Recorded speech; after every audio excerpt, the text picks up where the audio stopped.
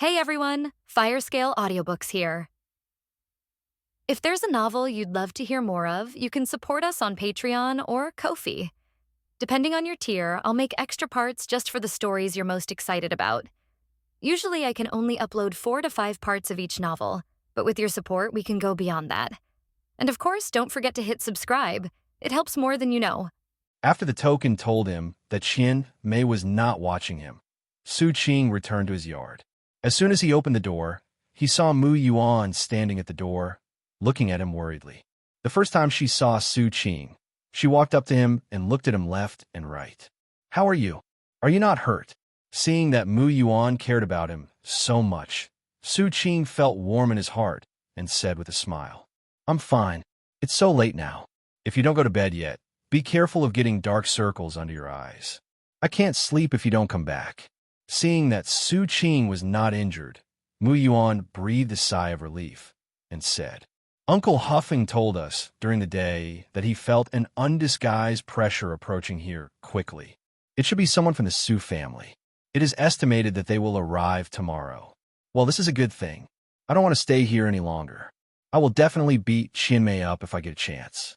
She talks to me every day. Sooner or later, I will beat her to death." Hearing this, a trace of heartache appeared in Mu Yuan's eyes, and then he said, "Go to sleep. Don't practice today. Get enough rest."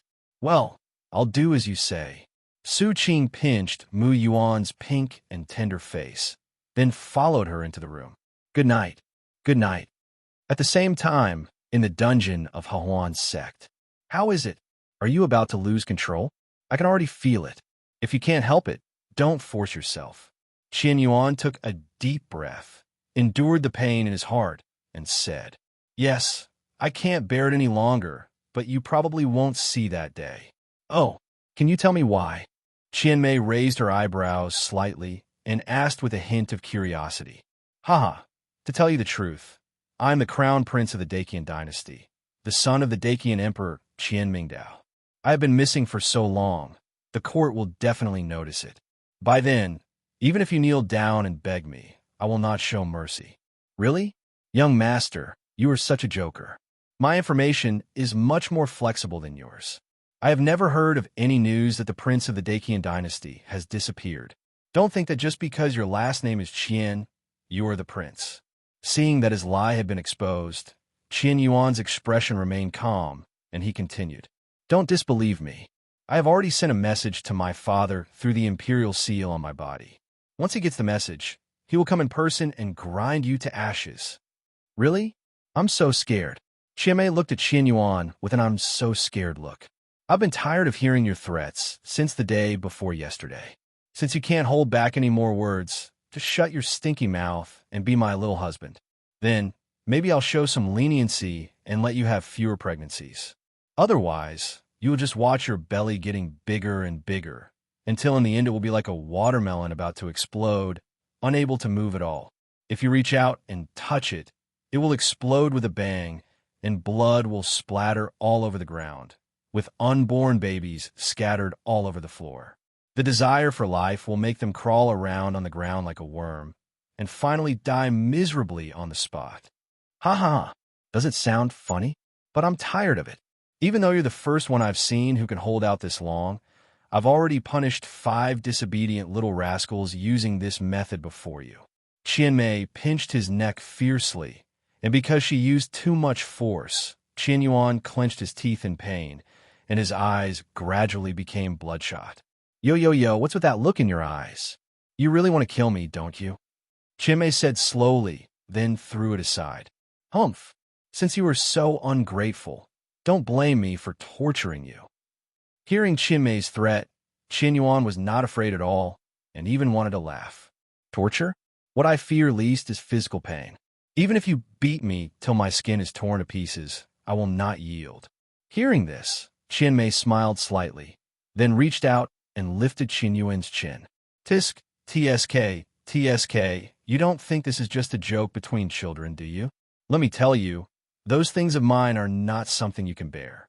This is not the destruction of your body, but the pain from your heart. My poor little girl, just wait for me here. I will let you know how I feel in my daily life. I guarantee that you will be enlightened." After saying that, Qian Mei left, leaving Qian Yuan cursing angrily behind her. After Qian Mei completely left the cell, Qian Yuan felt the pain from under his body and collapsed on the ground. He did not lie to Qian Mei. He was indeed the crown prince of the Daqian dynasty, and he did have the imperial seal on his body. However, his cultivation had been sealed by Qian Mei, and he was unable to pass on the message through the imperial seal at all. Moreover, he came out alone this time, without even bringing his secret guards, because he wanted to see what he could do on his own. He came here through the random teleportation of the formation, but before even a day had passed, he was captured by Qian Mei. Because he had never suffered any substantial injuries, and all of them were injuries that could be healed overnight, there would not be any problems with the soul lamp he stored in the palace. This was also the reason why no one came to look for him after he had been missing for so long. Qian Yuan swore that if he could escape, he would never pretend again and would at least bring 2 secret guards to protect himself.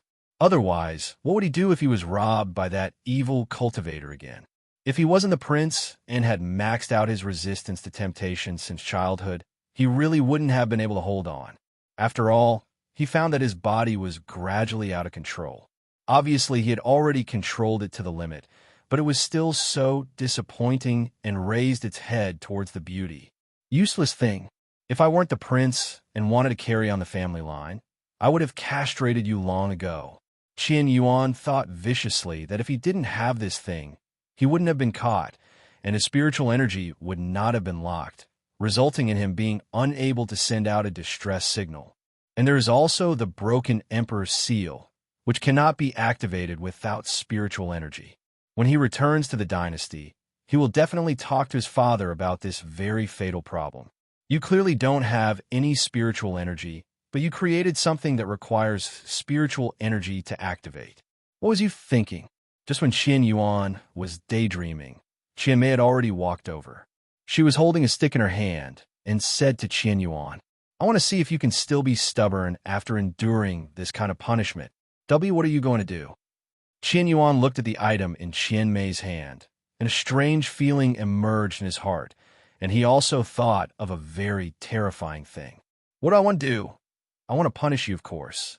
Qian Mei waved the weapon in her hand, then slapped him on the body, knocking him to the ground. "As long as you experience this feeling, believe me, you will definitely fall in love with me, baby." Qian Mei smiled playfully, and her sinister smile and her movements confirmed what Qian Yuan was thinking. "What are you doing?" Qian Yuan was completely dumbfounded. No matter how hard that man tried, his brain would go blank when he saw this scene. He struggled hard, but Qian Mei's spiritual energy had locked him down, making him unable to move. "Qian Mei, I'm going to kill you." Qian Mei heard his heart-wrenching cry, and slowly moved the weapon in her hand towards Qian Yuan. "You can scream, but no one will come to rescue you even if you scream as loud as you can. Even if you are really the crown prince of the Daqian dynasty. So what? When your father, the emperor, finds out that you are missing, I will have taught you a lesson. Even if your father finds the Heroine sect, you will stand in front of me and kneel down to beg him not to kill me." Ha ha ha. I really want to see the wonderful expression on the face of the most powerful emperor in the world when he sees you kneeling in front of him and begging him not to kill me. As she was talking, Qian Mei suddenly felt something was wrong. Qian Mei looked at Qian Yuan in confusion and found that her attack did not break Qian Yuan's defense at all. Ha ha. You didn't expect that. I've already said it before, my control over my body has reached its peak. Unless you kill me, you can't defeat me. And even if you succeed, I will be dead by then, and the Emperor's seal on my body will explode, turning the entire Heroine sect into ashes. Qian Yuan laughed loudly, but he never thought that his action directly angered Qian Mei. She is now so angry that she won't listen to what Qian Yuan says at all. She must let him see what cruelty is. Qian Yuan stopped smiling and concentrated on dealing with Qian Mei, who wanted to hurt him. And so, the two of them started a tug of war again.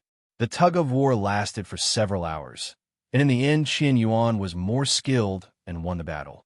After coming out of the dungeon, Qian Mei had a gloomy look on her face.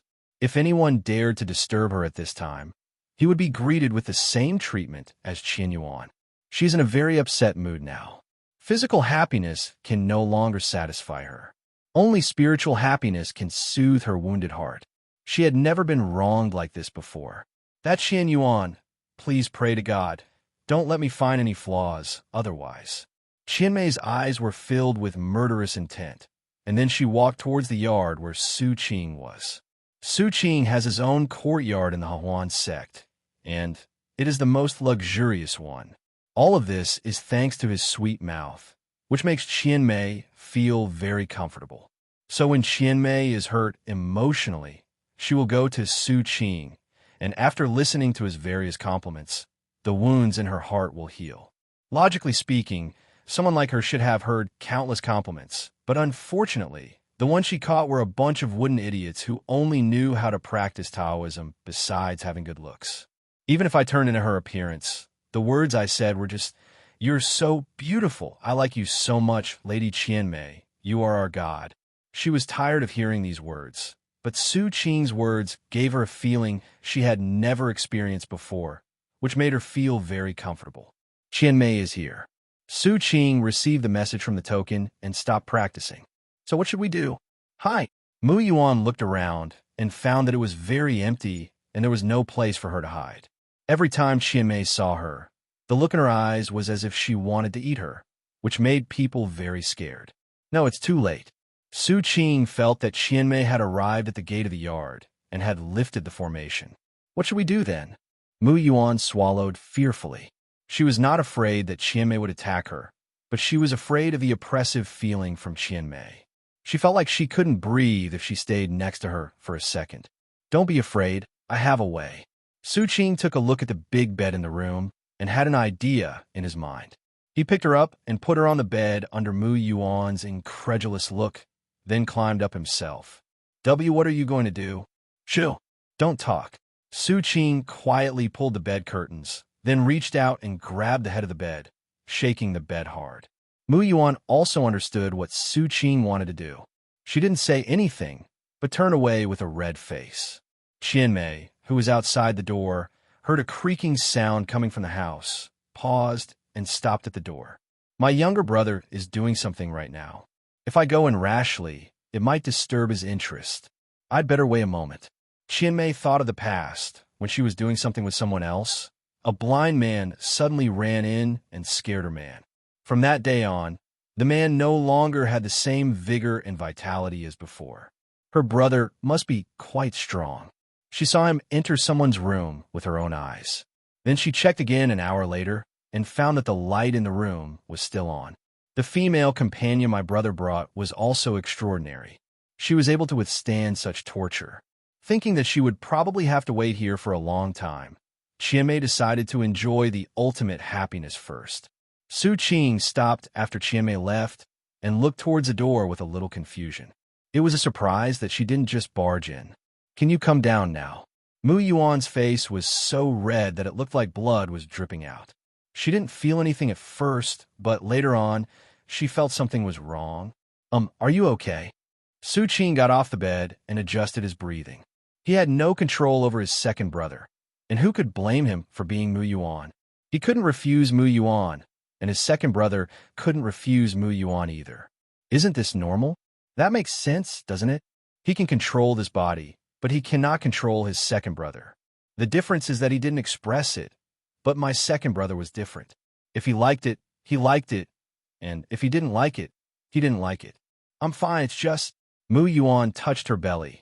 The meaning was self-evident. It's okay, don't worry, I was just acting. Hearing Su Qing say this, Mu Yuan felt relieved, but also a little upset. What do you mean it's just acting? Can't it be serious? As soon as this thought came to his mind, Mu Yuan shook his head violently. How could such a thought come into her mind? Seeing that she fell silent while talking and suddenly shook her head, Su Qing, not knowing what she was thinking, took her hand and said, "It's getting late. Let's go find Su Yuan and the others. If nothing goes wrong, Uncle and the others will be here today." Oh, all right. Mu Yuan was reminded by Su Qing and immediately came back to his senses from his wild thoughts. He pulled Su Qing outside and said as he walked, "Yes, we have a hurry over and let Uncle Su take us out. Otherwise, it will be dangerous if a fight breaks out." Mu Yuan said this and went outside. Seeing that there was no one outside, he ran towards Su Yuan's residence. Not long after, they arrived outside Su Yuan's yard. Because of the authority granted by Qian Mei, Su Qing could directly ignore the formation at the door and enter Su Yuan's yard. "You're here." Su Hufeng saw them and pointed to the sky. "I can sense that Big Brother and the others are approaching quickly. It won't be long before they arrive, so I'm sending you out first to prevent you from being affected." "Well, thank you for your help, Uncle. Don't say any more about this. Just follow me." Seeing that everyone was present, Su Hufeng led them to jump over the wall at the back of the yard, then found a small path and prepared to take them out of the Heroine sect. Outside the Heroine sect at this time, dozens of streams of light streaked across the sky and stopped outside the Heroine sect's maze. Su Qi looked at the barren ground, stretched out his hand, and pointed in the air. A ripple spread in the air, and then the maze of the Heroine sect shattered like glass falling to the ground, revealing the original scene. Seeing this, Su Qi used his spiritual energy to transmit his voice, spreading it to the entire Heroine sect. "Which of the Heroine sect? I give you 3 seconds to hand over my second brother Su Hufeng, or I will crush your entire sect into ashes." Sure enough, as soon as these words were spoken, the space suddenly twisted, and then Qianmei's beautiful body walked out of the void. At first, her face was still full of anger, and she wanted to come up and see who dared to be so arrogant and even fought at her doorstep. But when she saw the scene outside clearly, even Qianmei, who had seen many big scenes, was stunned. 1, 2, 3. Qianmei glanced in the air and found that there were 58 nascent soul and spirit transformation stage masters staring at her with anger in their eyes. In an instant, Qianmei's anger disappeared. They were definitely not from the Xiding dynasty, because she knew all the people with high cultivation in the Xiding dynasty and even killed many of them. Since they are not from the Xiding dynasty, then what are they here for? Thinking about this, Qianmei lowered her body and said respectfully, "My lords, have I offended you in any way? If so, I apologize. You witch, don't you understand what I'm saying? Hand over my second brother Su Hufeng, or I'll kill you." As Su Qi spoke, he began to gather strength in his hands. Su Hufeng? Was it he who brought these people here? Qianmei thought about it in her heart, and then said, "Okay, everyone, I will go and call Heroine right away." As soon as he finished speaking, before anyone could say anything, Su Hufeng flew to Su Qi's side. "No thanks. Also, don't call me Hufeng, it's disgusting." After saying that, he turned and looked at Su Qi again. "Third brother, I made you worry. Second brother, is it really you?" Su Qi rubbed his eyes and looked at Su Hufeng carefully. "Of course it's me, third brother. Really? I haven't seen you for so long that I almost forgot what you look like." Su Qi smiled bitterly. Qianmei, realizing that something was not right, was about to take the opportunity to escape, but she was surrounded by several people in the same spirit transformation stage as her. "Where do you want to escape to?" Su Huang came in front of Qianmei and said with a smile, "I just can't bear to watch this tear-jerking scene of a wanderer returning home, so I just want to avoid it temporarily." Qianmei wiped her eyes as if she was really moved. "Ah, you're indeed a demon from the Heroine sect. Even at this time, you are still acting. Should I say that you are dedicated to your work? Or do you have a strong desire to survive?" As soon as these words were spoken, Qianmei immediately stopped pretending and took the opportunity to break through the space and escape. But she found that this piece of space had become extremely hard, and no matter how much spiritual energy she used, she could not shake it at all. "Run? Where are you going?" Su Huang swung the whisk in his hand, and a Taoist shadow 100 meters tall appeared behind him. This is the Dharmakaya, a method used by cultivators who have broken through the nascent soul stage to enhance their strength by allowing the nascent soul in their bodies to separate through resonance between the heaven and earth through their skills. After Su Huang revealed his Dharmaka, everyone present also revealed their Dharmakas one after another. For a moment, the sky was occupied by a group of tall and mighty Dharmakas. Qianmei saw that things could no longer be resolved peacefully, and she couldn't escape, so she decided to have a fight with them. This place is beautiful and should not be destroyed because of the hatred between us, so the field expands, the world is vast. Seeing that she wanted to take action, Su Huang pointed his finger in the air. Then, time suddenly stopped. The black and white colors spread from under Su Huang's feet and instantly enveloped the entire Heroine sect. The yin and yang fish swam under his feet. Okay, now you can fight as much as you want. It's not worth it to damage the natural scenery here, just for a monster like you. As soon as these words were spoken, Qianmei's face changed drastically, and she manifested her own Dharma image. A nine-tailed fox appeared in the black and white world, and then she bravely rushed towards several people whose strength was almost the same as hers. This action was obviously seeking death, not to mention that she was in Su Huang's territory. The spirit transformation stage also has its own domain, but her domain was obviously suppressed by Su Huang and could not be opened at all. The battle did not last long. Qianmei was defeated by Su Huang and others in a crushing manner. As Su Huang swung his whisk, Qianmei's already dilapidated image shattered directly. She fell to the ground and suddenly spat out a mouthful of blood. Seeing this, Su Huang took out a rope and let go, and the rope tied up Qianmei. This evil woman has countless grievances. She must have done many evil things in her daily life. Today I, the old Taoist priest, will enforce justice on behalf of heaven. I will seal all of this person's cultivation and then imprison her in the suppressing evil prison. No one will object, right? Seeing that no one objected, Su Huang laughed and prepared to seal Qianmei's cultivation. However, at this moment, many men in tattered clothes ran out of the Heroine sect. No, Lady Qianmei is ours. I won't allow you to take Lady Qianmei away. Those people came up to rescue Qianmei, but were slapped to the ground by Su Huang, and many iron chains flew out from the void and tied them up tightly. Who are you? If I'm not mistaken, you were also kidnapped by Qianmei, right? Su Huang had a strange look on his face. He came here to save people, but now it looked like he was here to rob a decent woman. So what? One of them smiled crazily and said madly, Mrs. Qianmei gave us a new life, allowing us to feel the joy from the soul. The joy filled our hearts and our bodies trembled. Compared with this joy, cultivating immortals is just a side job. Only by following Mr. Qianmei can I understand the meaning of life and what I came to this world for. I came to this world to serve Lady Qianmei. Without Lady Qianmei, my mind will collapse, my body will fall apart, and my soul will turn to ashes. So I will never allow you to take Lady Qianmei away. Let go. Let go of Lady Qianmei. Listening to these people's crazy words, Su Huang just frowned slightly, then pointed with a finger. In an instant, the madness on their faces turned into foam phantoms. Bright red blood splashed on the ground, and headless corpses fell to the ground. They are beyond help. Su Huang encountered such situations many times when he was outside looking for Su Hofeng, but without exception, no matter what method Su Huang used, he could not pull them out of the abyss.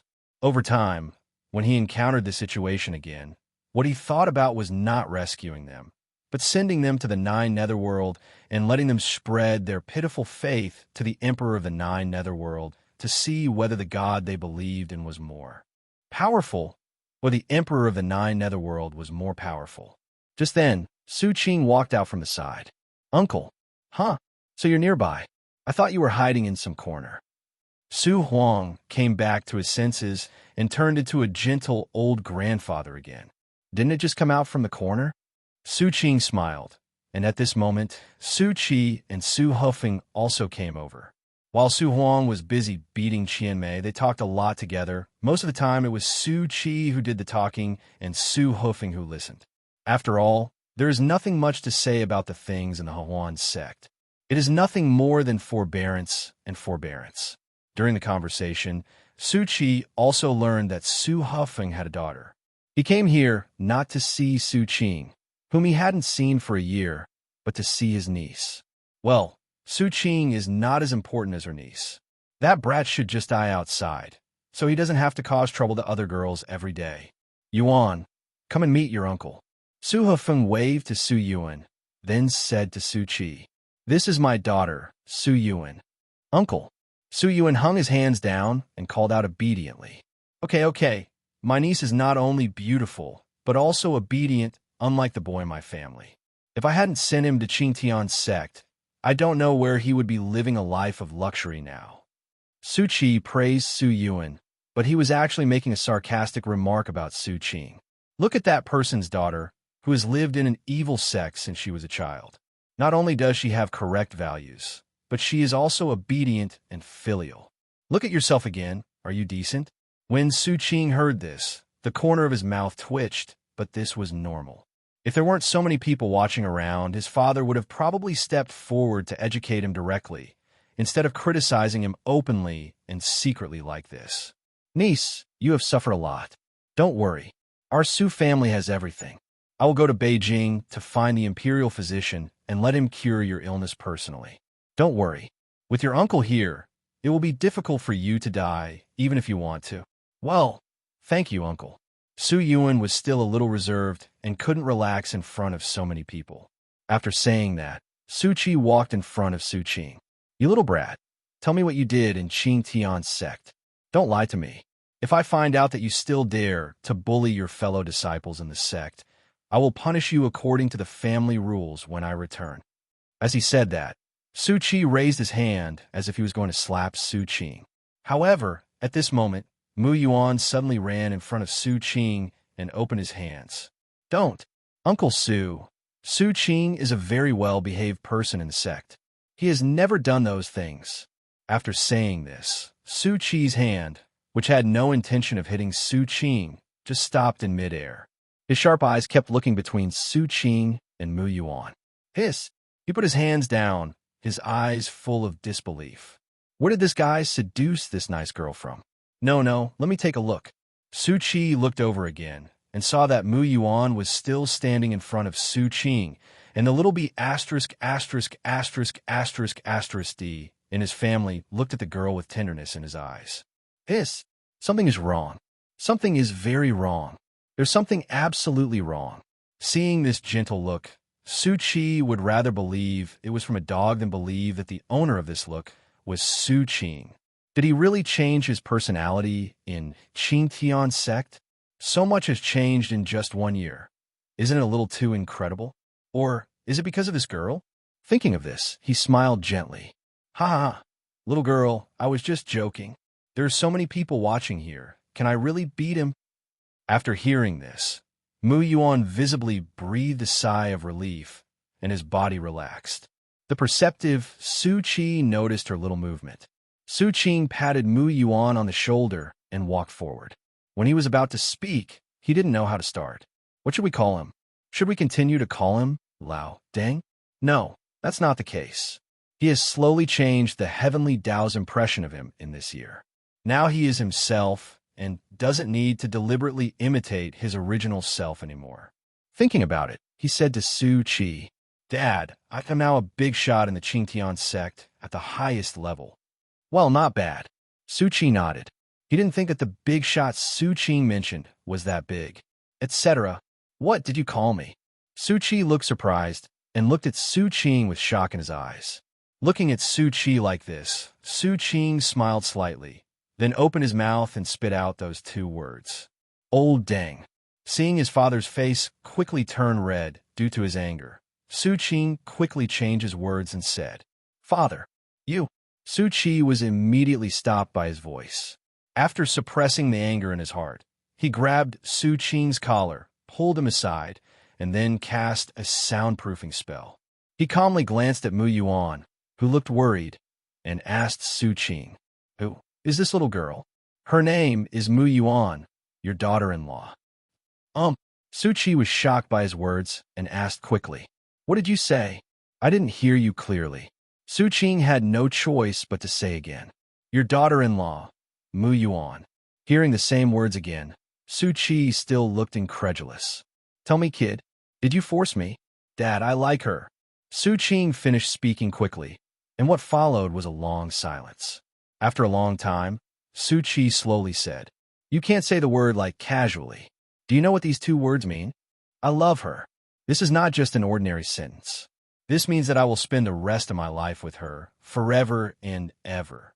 Su Qing said very firmly that his original body had once told Su's father that he liked a brothel girl. But when Su's father asked him about it, he said, "She's beautiful, has a good figure, and knows how to serve me. Why shouldn't I like her?" And when Su's father said, "If she gets old, no longer beautiful, and her figure is out of shape, will you still like her?" Hearing this, the original body said as a matter of course, "Why? I like her now. What does it have to do with her in the future? Why should I still like her when she's old? She's not pretty anymore. Her figure isn't good anymore. All the things I liked about her are gone. Why should I still like her like this?" Today, Su Qing said that sentence again, and Su's father will also say that sentence again. If she gets old and isn't pretty anymore, will you still like her?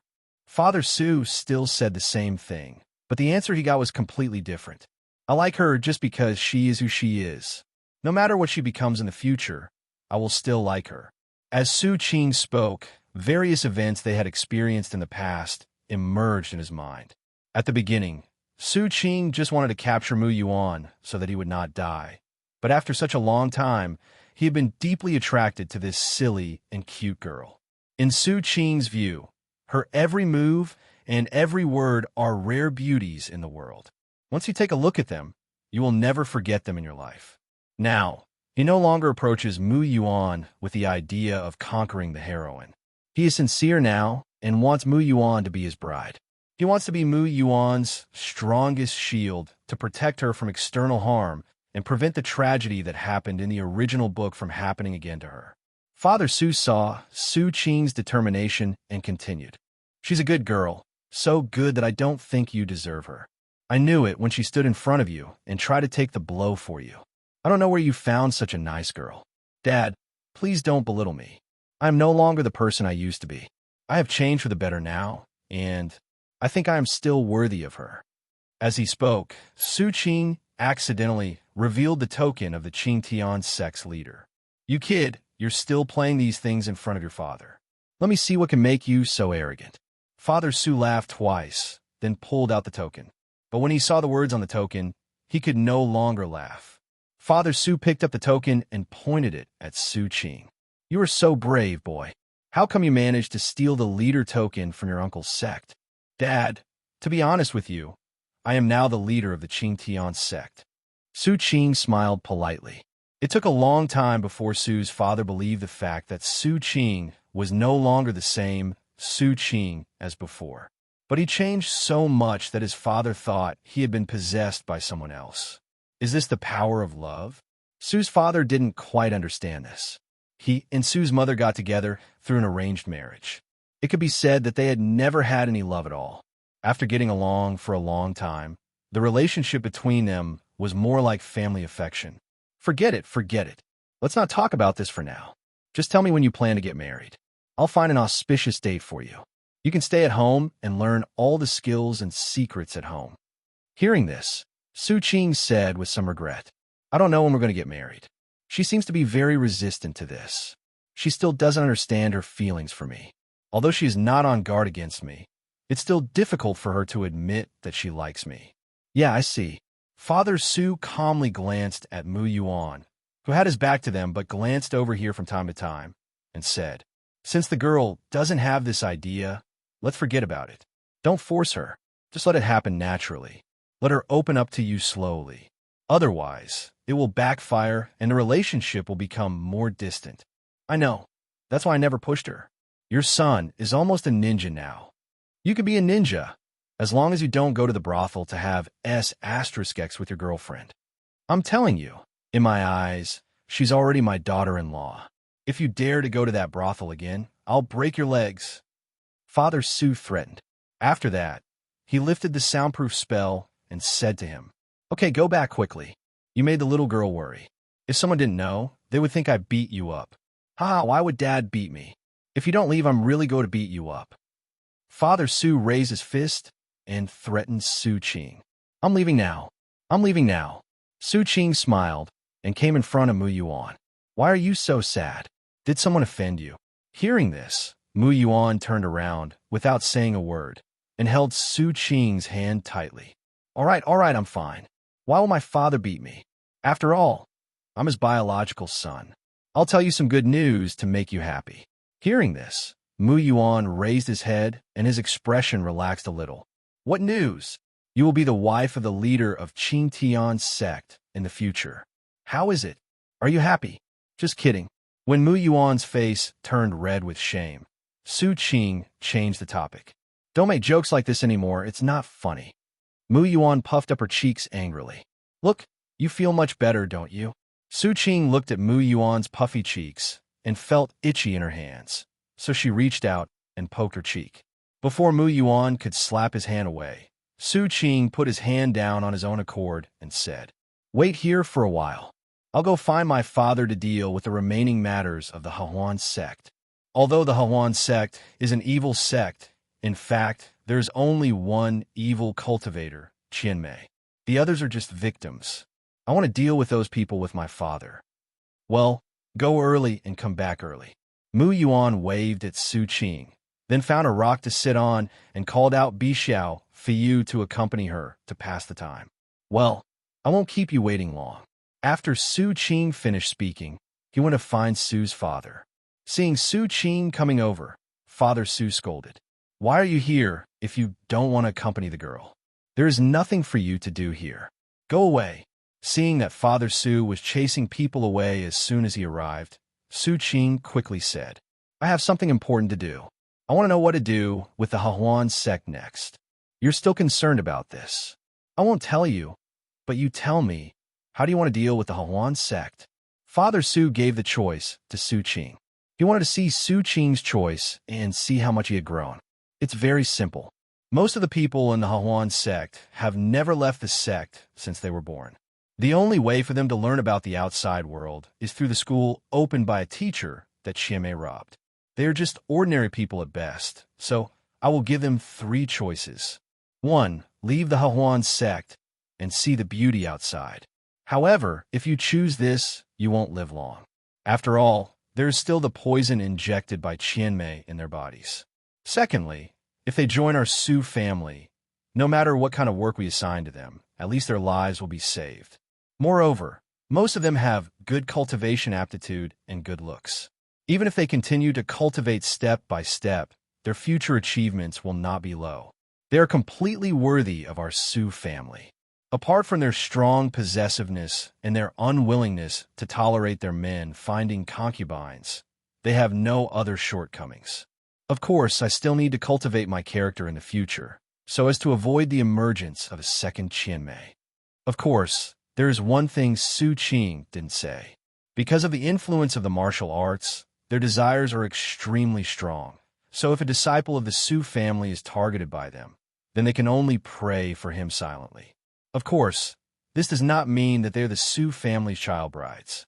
The Su family only adopted them. It is their own business who they like. If they can date disciples from other big families or princes of that dynasty, wouldn't that be even better? Third, join the Qing Tian Sect. As I said just now, they all have good aptitude. After joining the Qing Tian Sect, they just need to practice. After practicing for a few hundred years, there will be dozens of Yuanying stage cultivators in the sect. As the sect master, I will be so happy that my face will crackle with laughter. Besides, the gender ratio in Qing Tian Sect is seriously unbalanced. With their joining, maybe a new hall will be opened in the sect. Those who want to form a Taoist couple can go there. Then after a year or two, there will be fresh blood in the sect, and there will be no need to worry about not being able to recruit disciples with excellent qualifications. After Su Qing finished speaking, he looked at Su's father. Father Su thought about it, and found that these seemed to be the only options available to the remaining people in the Heroine sect. In fact, Su Qing only gave 2 choices. Follow them, and you will survive no matter where you go. If you don't follow them, the only outcome will be death. What Su Qing said was also true. In the past few years, the Su family has had fewer and fewer newborns. He once investigated and found that the disciples of the Su family were busy taking care of family affairs and had no time to chase girls. Moreover, the women introduced by the matchmakers were either divorced and had 2 children, or they were not good-looking. Nowadays, all the outstanding girls go to cultivate themselves, so who would still stay in this small town? As for marriage arrangements, that is a treatment only available to direct disciples of the Su family. Ordinary disciples are not even in the eyes of others.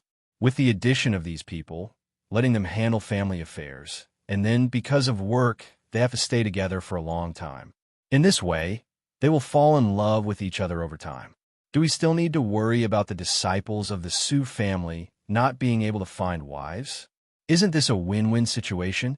The people of the Heroine sect can survive, and the disciples of the Su family can also find wives.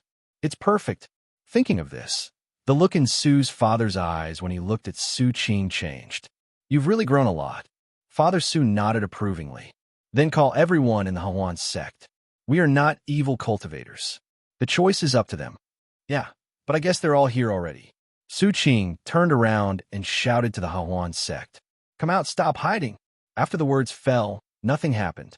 It seems that they are frightened and dare not come out. Su Qing shook his head and then said to Father Su, Excuse me, Dad. Please bring them all out. You kid, now you dare to order your father around. Su Qi was so angry that he laughed, but he still stretched out his hand and clenched it into the air, then pulled it hard. When he made the move, the people hiding in the Heroine sect flew up uncontrollably and flew towards Su Qing. Suddenly, some people were frightened and screamed, and some who were even more timid were frightened to tears. No, Dad, you're making it seem like we're the evil ones. When Su Qing saw this scene, he was immediately ashamed. Then you still want to go up and bring them down one by one? What a waste of time. Isn't it much more convenient now? Su Qing, I think you are just making things difficult for me. Well, Su Qing sighed, then walked in front of the people from the Heroine sect. Su Qing took a careful look and found that the number of people in the Heroine sect was far more than 800, but 1,700. The 800 was the data from 2 years ago. Perhaps the disciple of the Heroine sect at that time lied, but Su Qing still had to say that Qianmei was really fertile. Su Qing cleared her throat, told them the whole story, and then let them make their own choice. Just then, a little girl walked out of the crowd. Brother Su, Yao Yao still wants to hear the story that Sass told her. Will Yao Yao be able to hear it in the future? Yao Yao opened her big, watery eyes, and her 2 little hands were restlessly clutching the hem of her skirt. It's Yao Yao. Su Qing slowed down his tone. Of course you can, but you have to choose whether to go to the Su family or to the Qing Tian Sect.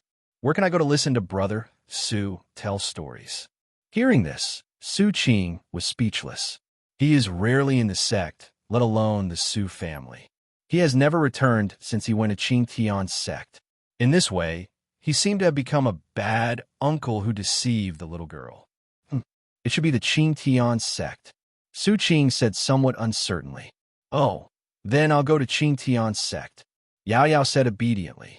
Seeing that she didn't seem to be frightened by what happened today, Su Qing asked tentatively, Yao Yao, aren't you afraid of me?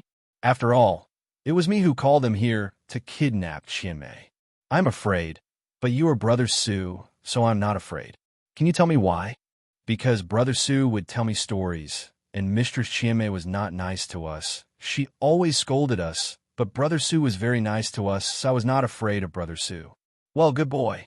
Su Qing touched Yao Yao's head, and then said to the rest of the people, those who want to go to Qing Tian Sect should stand on my side. Those who want to go to the Su family should stand on my father's side. And those who want to leave can leave. We will not restrict your freedom. The choice is in your hands. As soon as these words were spoken, people began to stand behind Su Qing one after another. Some were familiar with him, such as the little girls who listened to his stories. As for the rest, there were people who didn't know where to go, but subconsciously walked behind Su Qing. After a while, everyone had found their future path. Only a few people did not choose these 2 paths, but chose to leave. After all, everyone wanted to survive.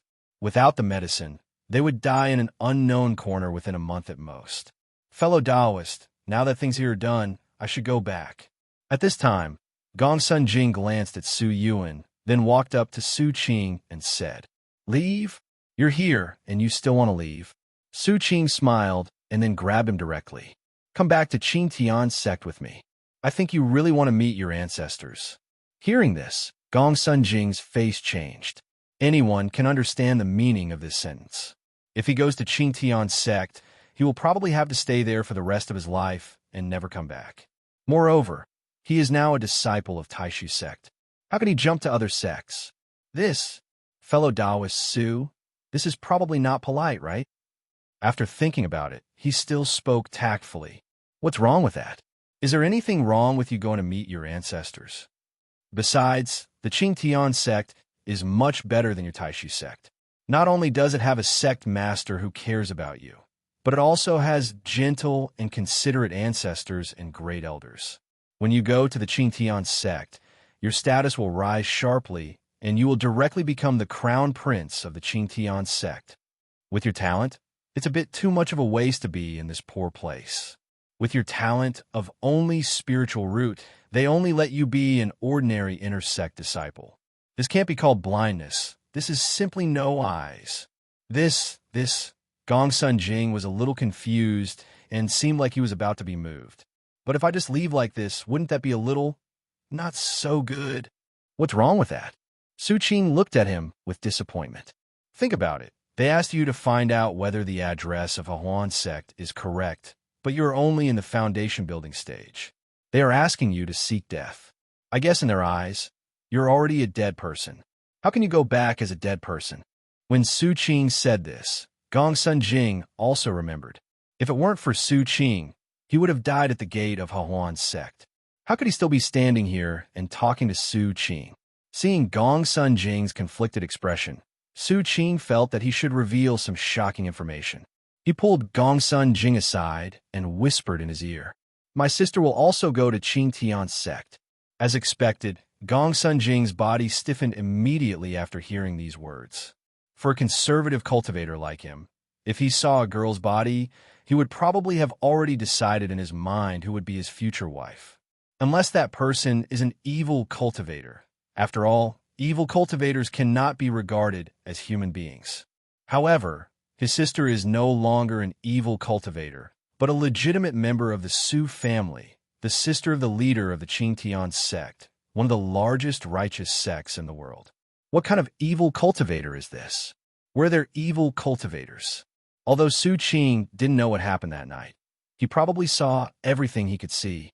If he is not responsible for his sister, don't blame him for being cruel. Although he was listening with great interest next door at that time. Okay.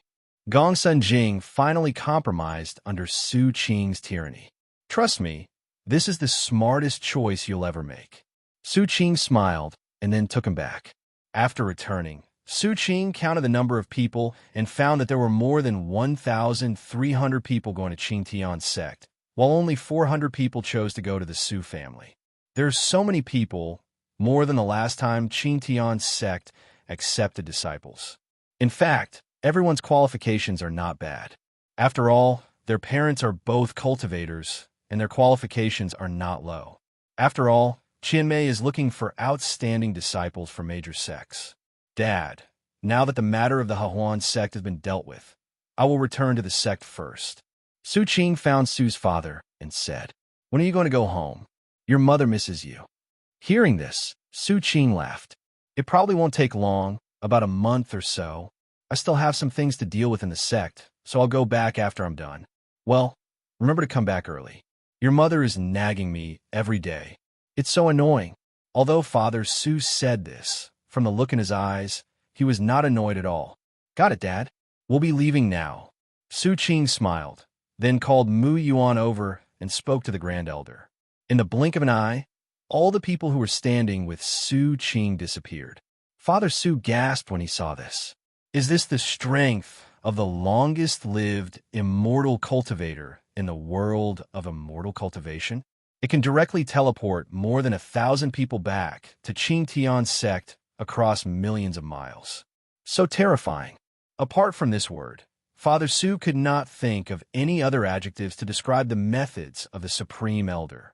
After the shock, Su's father also took out a large flying boat, asked the others to get on, and then drove the flying boat away. There is no one in the Heroine sect now. No, there is one person left. Inside the dungeon, Qing Yuan slowly woke up from his deep sleep and was surprised to find that the seal on him had been lifted.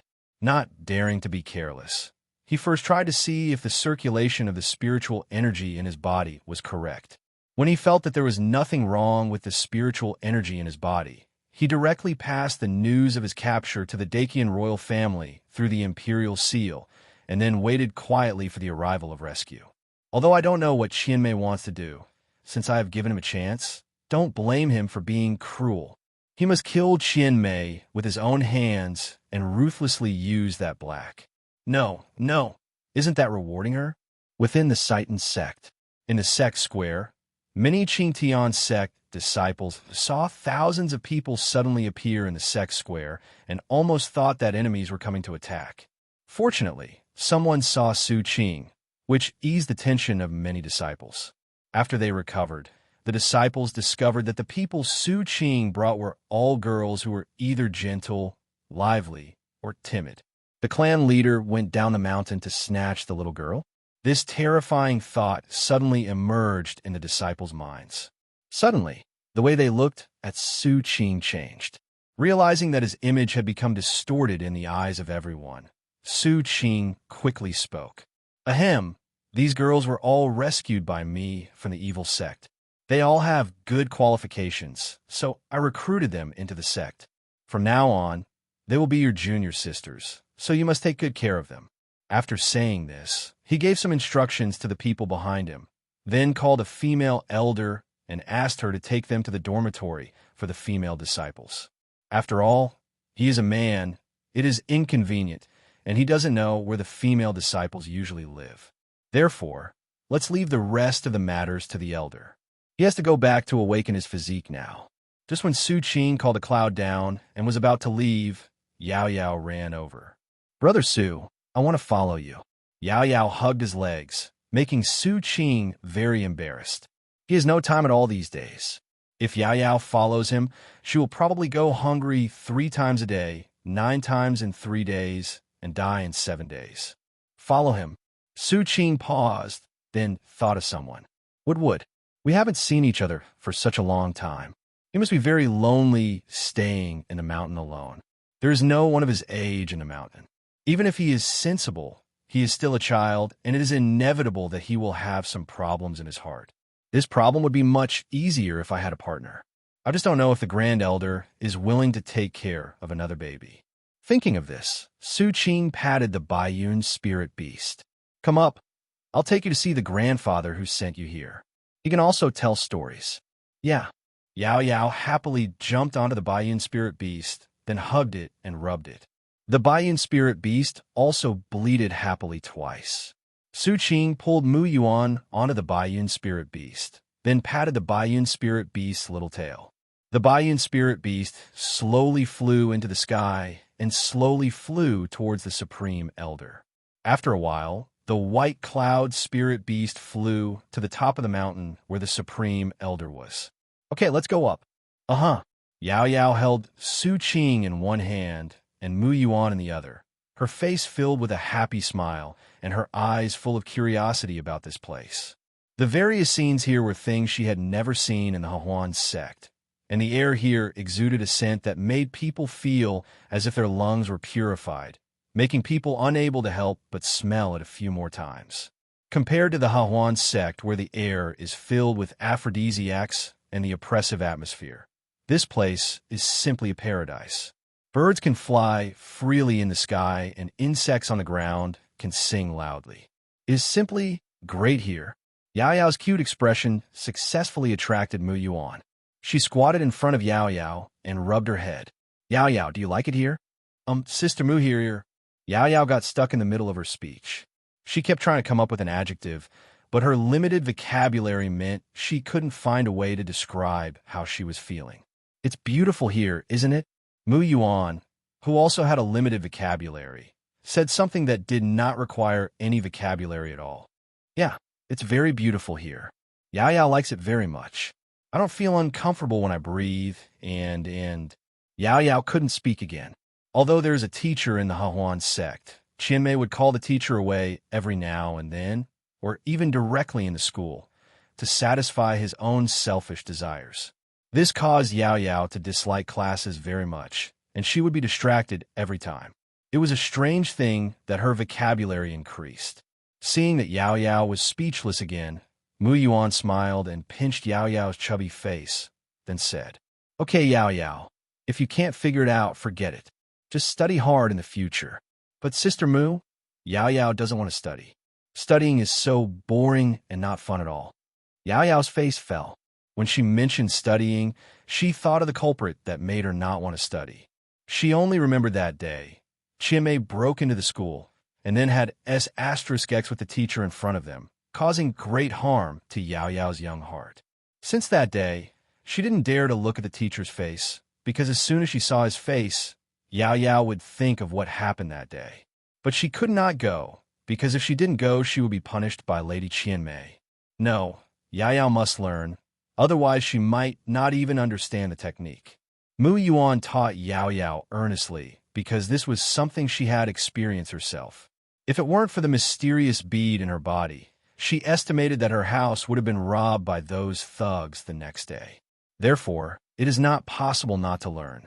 Even if you don't learn those poems, you should at least be able to read and know the various acupoints in the human body and the function of each meridian, so that you won't be at a loss when learning the exercises. This is all the experience of being a senior. Mu Yuan sighed in his heart. "Ah, okay then." Yao Yao agreed to Mu Yuan. She told herself in her heart that this was not the Heroine sect. Qian would not suddenly appear when the teacher was giving a lecture, and then make love with her on the podium under their gaze, and even ask the teacher to do it while teaching.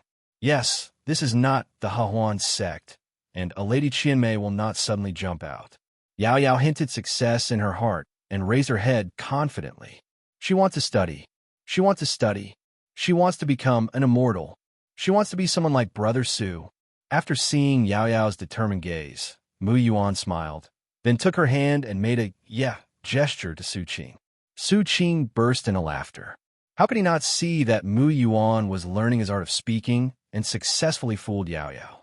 It seems that Mu Yuan has followed him for such a long time, and it is not that he has learned nothing except cultivating immortals, but that he has learned his essence. Although this is a good thing, it is a bad thing for Su Qing, because if he wants to fool Mu Yuan again in the future, it will not be so easy, and he might even be seen through. Alas, people have become shrewd. It is not so easy to trick her into marrying him willingly. Mu Yuan looked at Su Qing's smiling face and suddenly felt that he was thinking about something strange. After reaching the top of the mountain, Su Qing saw the Supreme Elder lying on a recliner and Mu practicing hard beside him. "Elder, we are back." Su Qing nodded to Mu, then spoke to the Grand Elder. "Well, is everything going well?" The Grand Elder didn't even raise his head, quietly enjoying the warm sunshine. "Everything went well. Next, I will find an absolutely safe place to practice in seclusion, and no one can get close to me. Then you should just stay here in seclusion. With me here, this place is absolutely safe." No, that's not what I meant." Su Qing waved his hand and then said, "My retreat makes a lot of noise, which might cause some strange phenomena in the heaven and earth, such as a few thunderbolts. If I retreat here, your wooden house will be demolished." "Oh." As soon as these words came out, the Supreme Elder became interested.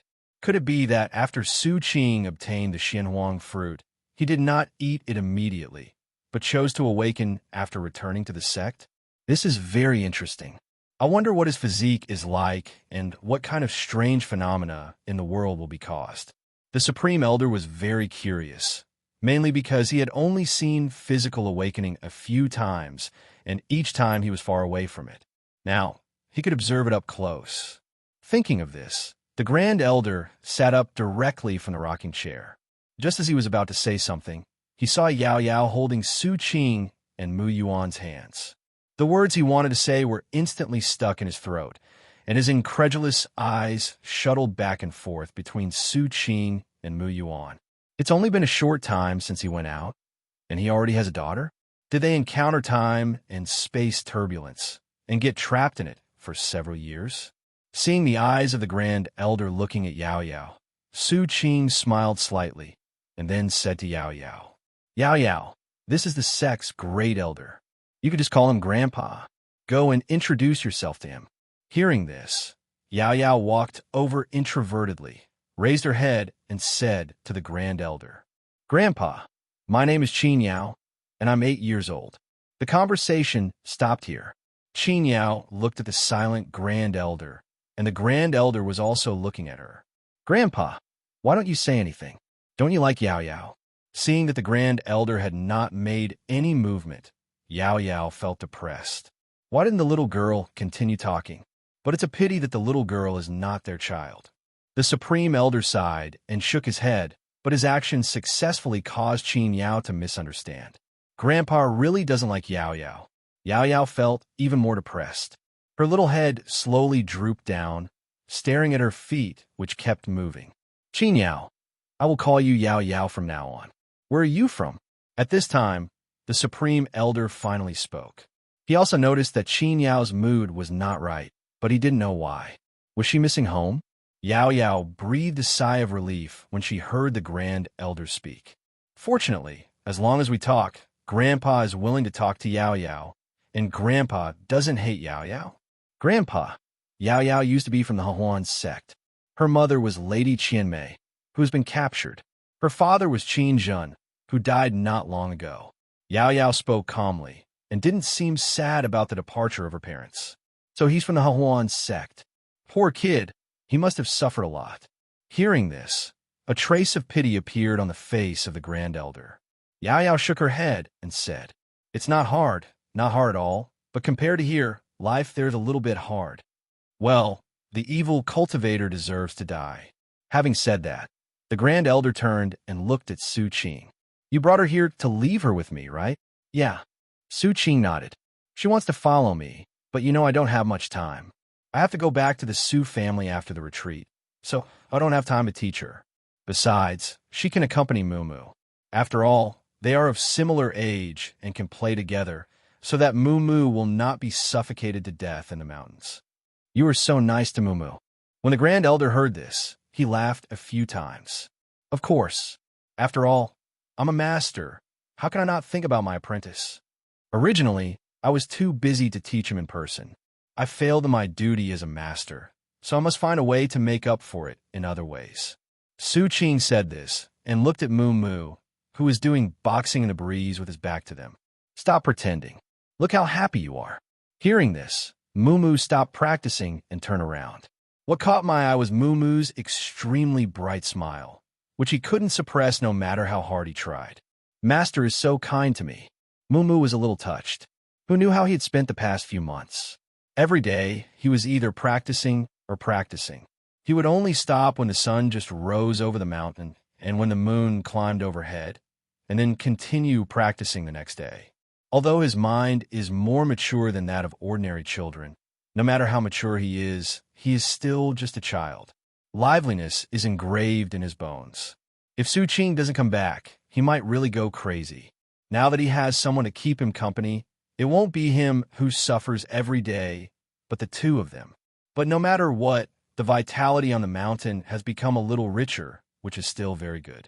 You two should get to know each other. You will all live here in the future, so you will inevitably come into contact with each other. Get to know each other first. Otherwise, you will not even know each other's names when the time comes. Okay, master. Mumu walked towards Yao Yao and only spoke after he was behind Yao Yao. My name is Mumu, and I am master's disciple. From now on, I will be your senior brother. You can call me Mumu like master and the others, or you can call me senior brother Mu. Yes, Mu. Senior brother Mu. Yao Yao originally wanted to call him Mumu, but after thinking about it, it seemed that this was not very polite. After all, how could she call her senior brother by his nickname? My name is Qin Yao. I've already told you all this.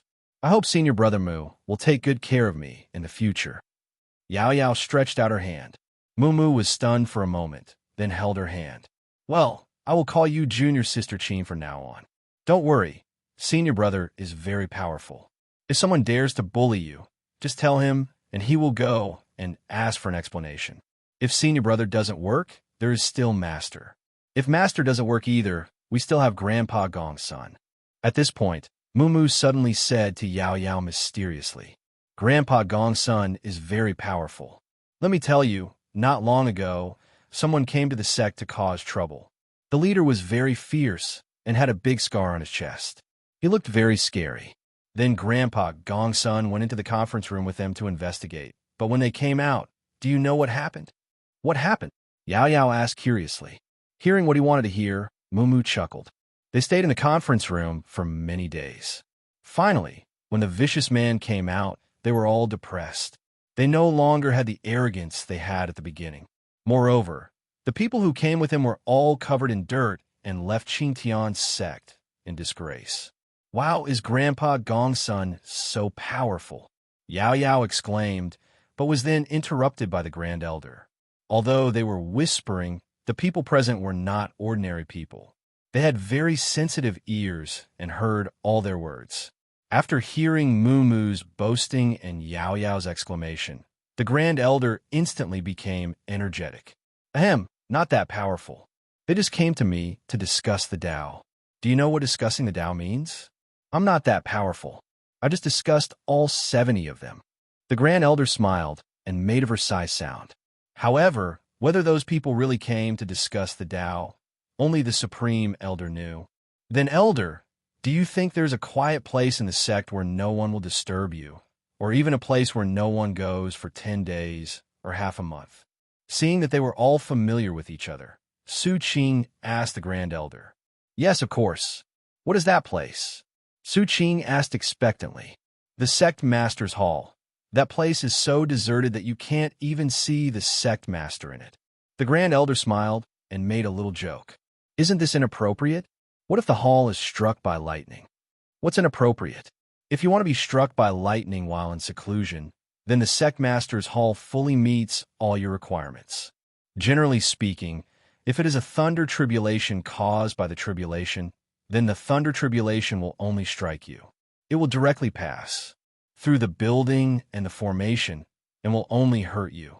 Although you haven't reached the time to pass the tribulation yet, any thunder from the heavenly Tao will only hurt you, so you don't have to worry about the hall being struck by thunder. Besides, the materials used in the Sect Master's Hall are not simple, so don't worry. The Grand Elder pointed to his stomach. Don't worry. Even if the lightning strikes the Sect Master's Hall, it will just get rid of a useless building. There's no Sect Master in the Sect Master's Hall anyway, so what's the point of having it? Okay, I understand. Su Qing said speechlessly. After saying so much, there is actually only one meaning. That is to let him stay in the sect more and not run away all the time. Every time he doesn't stay in the sect for long, he runs away for a month or two. Is this reasonable? But he had no choice. The task given by the system was to eliminate the people who were chasing Mu Yuan. If he stayed in the sect all the time, those who were chasing him probably wouldn't even dare to enter the gate of Qing Tian Sect. How could he eliminate them then? I just don't know who those people who are chasing Mu Yuan are and what they want. Anyway, apart from Mu Yuan's physique, Su Qing can't imagine whether she has any other treasures on her body. This mission should be quite easy.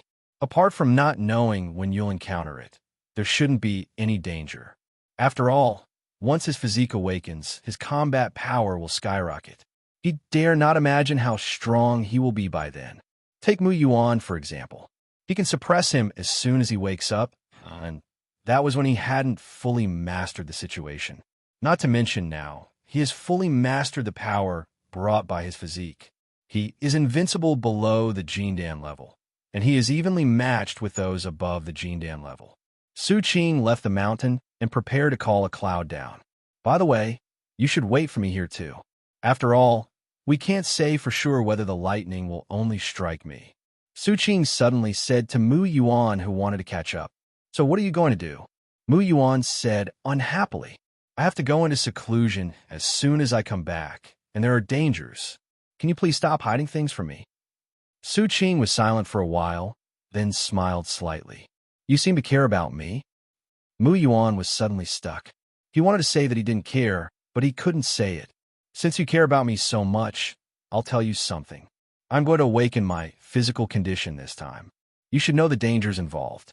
As for why I know I have a physical condition, it is simply because my grandfather told me. He said that I was born with an extraordinary destiny and was an invincible figure in the world since I was born. Su Qing casually put the blame on his grandfather. He was dead anyway, so who knew if he really said that? Hearing this, Mu Yuan caught the flaw in Su Qing's words. What about me? How do you know I have a physical condition? Su Qing used the cleansing technique to wipe the sweat off his forehead and then threw the pot to his grandfather again. My grandfather left behind a talisman that can see if someone has a physical condition, but unfortunately, it is only a one-time use. You're right. I used it on you. I didn't have much hope, but I didn't expect you to actually have it. That's why I insisted on letting you follow me to such a dangerous place. Oh, so that's how it is. Mu Yuan understood. Seeing her like that, Su Qing breathed a sigh of relief. Although I've become a little smarter, I'm still not as good as him. All I can say is go back and practice more. Then I want to go too. Mu Yuan suddenly grabbed Su Qing's arm and held it tightly with both hands. It's dangerous. So what? When I was awakening my physical strength, weren't you there to protect me? Now it's my turn, Mu Yuan said firmly. It is because I have experienced physical awakening that I know how dangerous it is. If it weren't for that bead, she would have gone downstairs to see her grandfather now. How could she still be alive and kicking here? Moreover, her current strength is not weak. If Su Qing encounters any trouble, she can help. Anyway, we can't let Su Qing awaken his physique alone. What if something goes wrong? Don't be afraid of 10,000 things. Just be prepared for the worst. If Su Qing was struck by lightning and became stupid, wouldn't she have to take care of Su Qing for the rest of his life? After all, her indenture is still with Su Qing. And Grandpa also said that she would follow Su Qing in the future. This was Grandpa's last words, and she had to obey it. Okay, I can't beat you, but you have to be careful. If you encounter danger, step back and don't rush over blindly. I have a lightning root and am resistant to lightning. Lightning could do very little damage to me. It may look a bit intimidating, but it's just a lot of thunder, but little rain. Do you remember? Mu Yuan nodded obediently. Not long after, the two arrived outside the sect master's hall. Looking at the magnificent sect master's hall, Su Qing finally did not choose to awaken inside, but sat cross-legged in the open space in front of the hall. Stay away from me. Mu Yuan nodded, then took a few steps back. Be careful. Don't hurt yourself by mistake, Su Qing said as he turned on the system. Ding. Host, please confirm whether the surroundings are safe. Sure. Su Qing glanced at Mu Yuan. Ding. Host, please confirm whether to start awakening your physique now. Sure. As soon as Su Qing finished speaking, thick calamity clouds gathered in the sky, and there were two streams of light, one black and one white, floating in the clouds. In the blink of an eye, the two streams of light suddenly swallowed up the calamity cloud and turned into a Tai Chi diagram, hovering above Su Qing's head. Seeing this scene, Su Qing suddenly felt something was wrong. Although it's a bit uncertain, could the physique he's about to awaken be the yin-yang body of heaven and earth? If that's really the constitution, it would be better not to awaken. Su Qing felt sick when she thought about herself becoming two people, a man and a woman. But don't jump to conclusions too early. After all, there is more than one yin-yang constitution. I hope he is not it. Just as he was thinking about it, a golden divine thunder suddenly descended from the yang fish part of the Tai Chi diagram in the sky. Suddenly, the entire Qing Tian Sect was enveloped by an extremely powerful yang energy. Su Qing, who was hit by the divine thunder, only felt that the divine thunder was extremely powerful. Even though he was wearing a mid-grade earth-level robe, which had a very high resistance to lightning, he still felt numb in his body when struck by the thunder. His internal organs were all being beaten by an extremely overbearing force, and he felt like his whole body was about to split apart. However, this is not the end. In the yin fish pattern on the Tai Chi diagram, a drop of extremely dark water fell from the yin fish. Unlike the divine thunder, it fell very slowly, like rain, and slowly fell on Su Qing's body.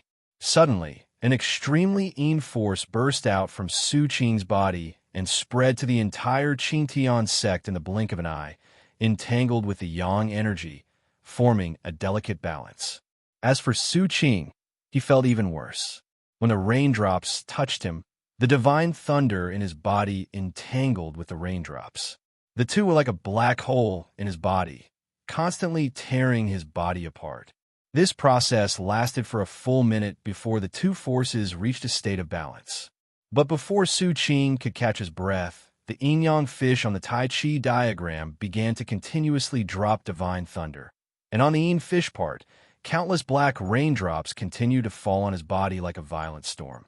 The perfect balance in his body was broken again, and the pain tore his nerves.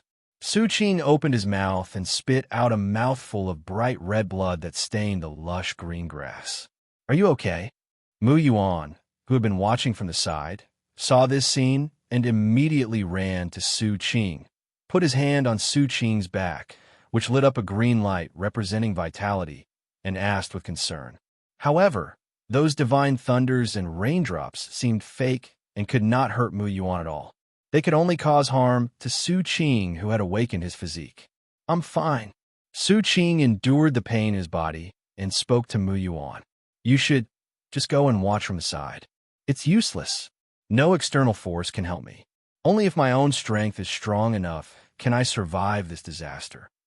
Su Qing said all he could say in one breath, then closed his eyes tightly and concentrated on fighting the two intertwined forces in his body.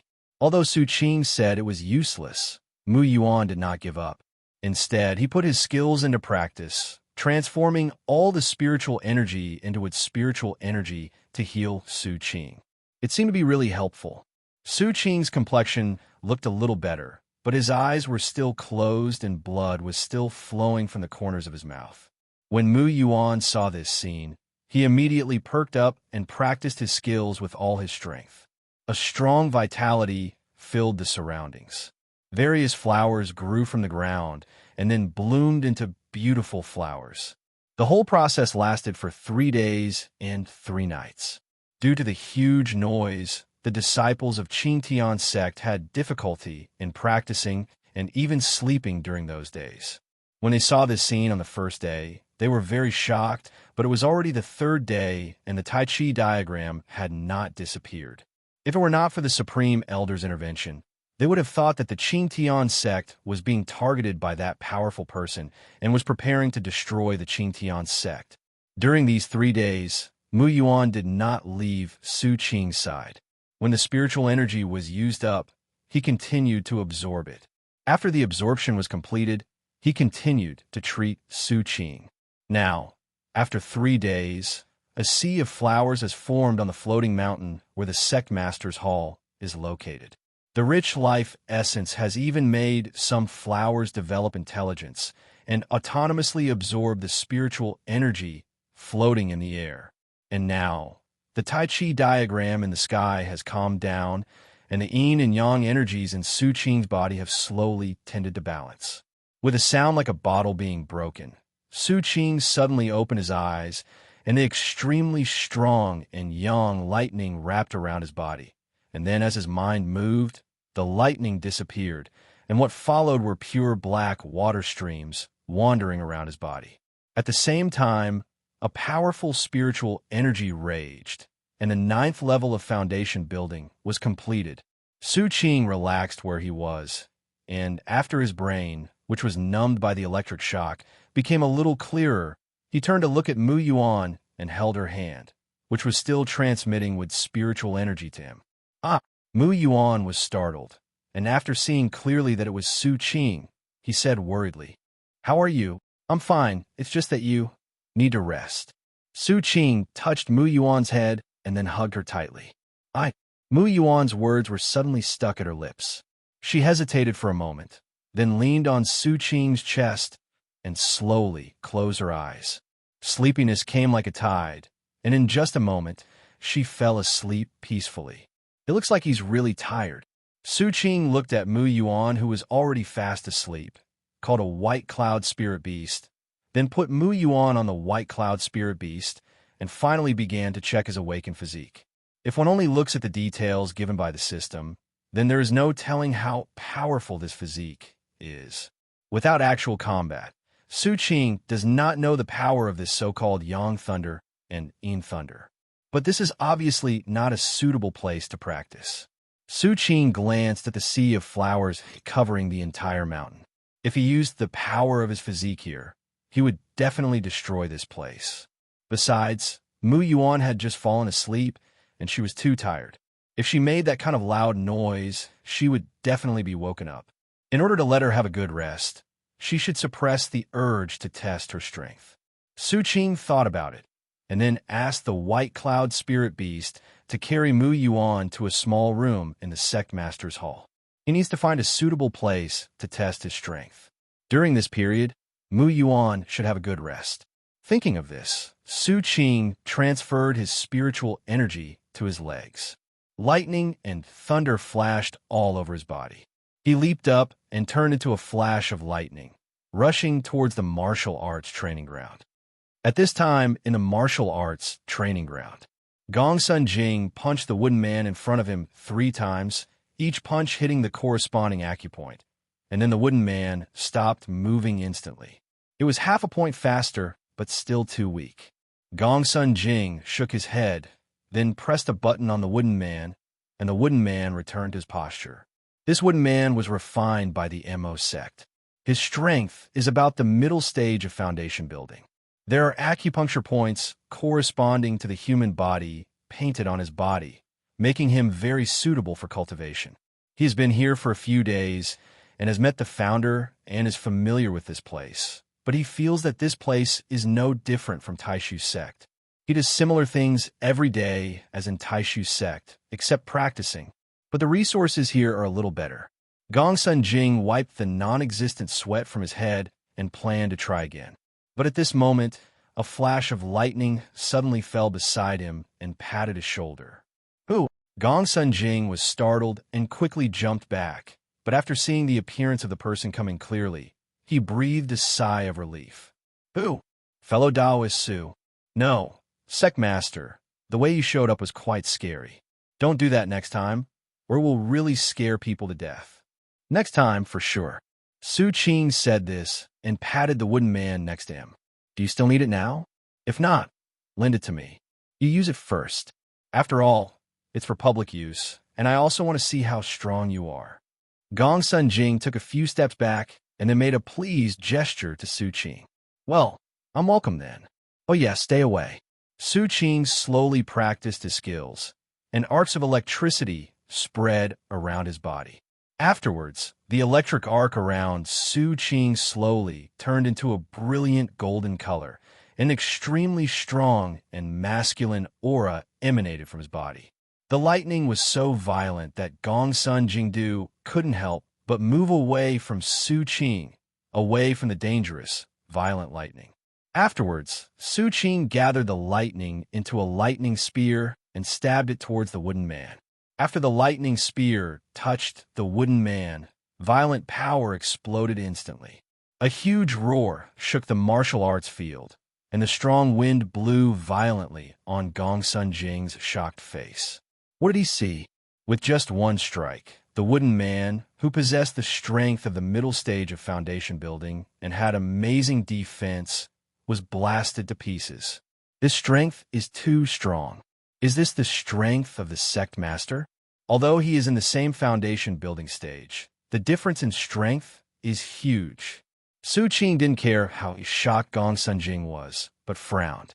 This wooden man could not exert his full strength at all. He only used a fraction of his strength to blow the wooden man up. It was not that the wooden man was too weak, but that he was too strong. Although there are wooden men in the Jindan stage in the sect, Su Qing doesn't dare to experiment with them casually. After all, the cost of a wooden man is very expensive. He has already blown up one, and if he blows up another one, that would be unacceptable. Su Qing shook his hands, dispersing the lightning on his body. Are you okay? Seeing Gongsun Jing's dazed look, Su Qing couldn't help but ask. No, nothing. Gongsun Jing recovered from his shock and spoke quickly. I'm glad you're okay. It's just a pity that this wooden man can't let me use my full strength. I have all the strength, but can't use it. It's really frustrating. Su Qing's words were very Versailles, which successfully made Gongsun Jing feel jealous. But it aroused his fighting spirit more. Su Qing is in the foundation building stage, and he is also in the foundation building stage. Since Su Qing can be so strong, why can't he be? He is not as strong as Su Qing. It must be because he has not worked hard enough, so he has to work twice as hard and strive to reach Su Qing's level one day. Since you're okay, I will leave first. I just made a breakthrough in my cultivation, and it is still a little unstable. I was too anxious just now and wanted to test my current strength. I didn't expect that the wooden man would be broken. I have to tell the elders and buy a new wooden man. After Su Qing finished speaking, he turned into a flash of lightning and flew towards the sky. Gongsun Jing watched Su Qing's figure getting farther and farther away, and his admiration for Su Qing grew even greater. Flying in the sky is something that only those in the Jindan stage can master, but Su Qing has mastered it in the foundation building stage. It is really enviable. Su Qing didn't know what he was thinking. If she knew, she would definitely complain about it. This is also a change brought about by his physique. He can turn his body into lightning, and he is not flying, but launching himself who has turned into lightning. After awakening his physique, some little knowledge about this physique appeared in his mind out of thin air. One of these little bits of knowledge is to launch yourself into the form of lightning. I don't know if Mu Yuan had this knowledge when he awakened. After all, Mu Yuan was completely blinded after awakening successfully, and he didn't even know why he suddenly became stronger. However, since I thought of Mu Yuan, I might as well go back and see Mu Yuan. She has been staying with me for 3 days and 3 nights, so I should spend more time with her. Thinking of this, Su Qing flew towards the sect master's hall.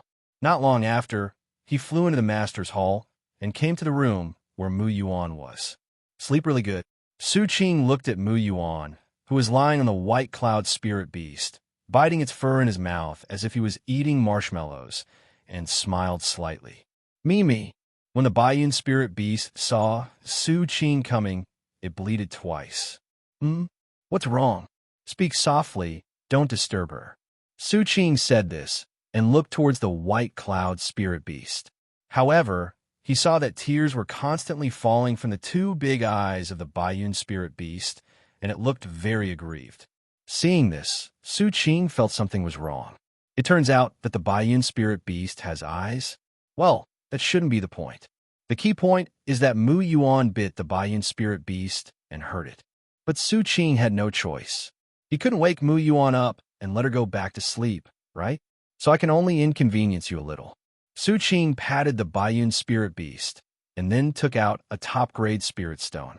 Mimi, after seeing the top-grade spirit stone, the Baiyun spirit beast's eyes instantly became clear and it stopped crying.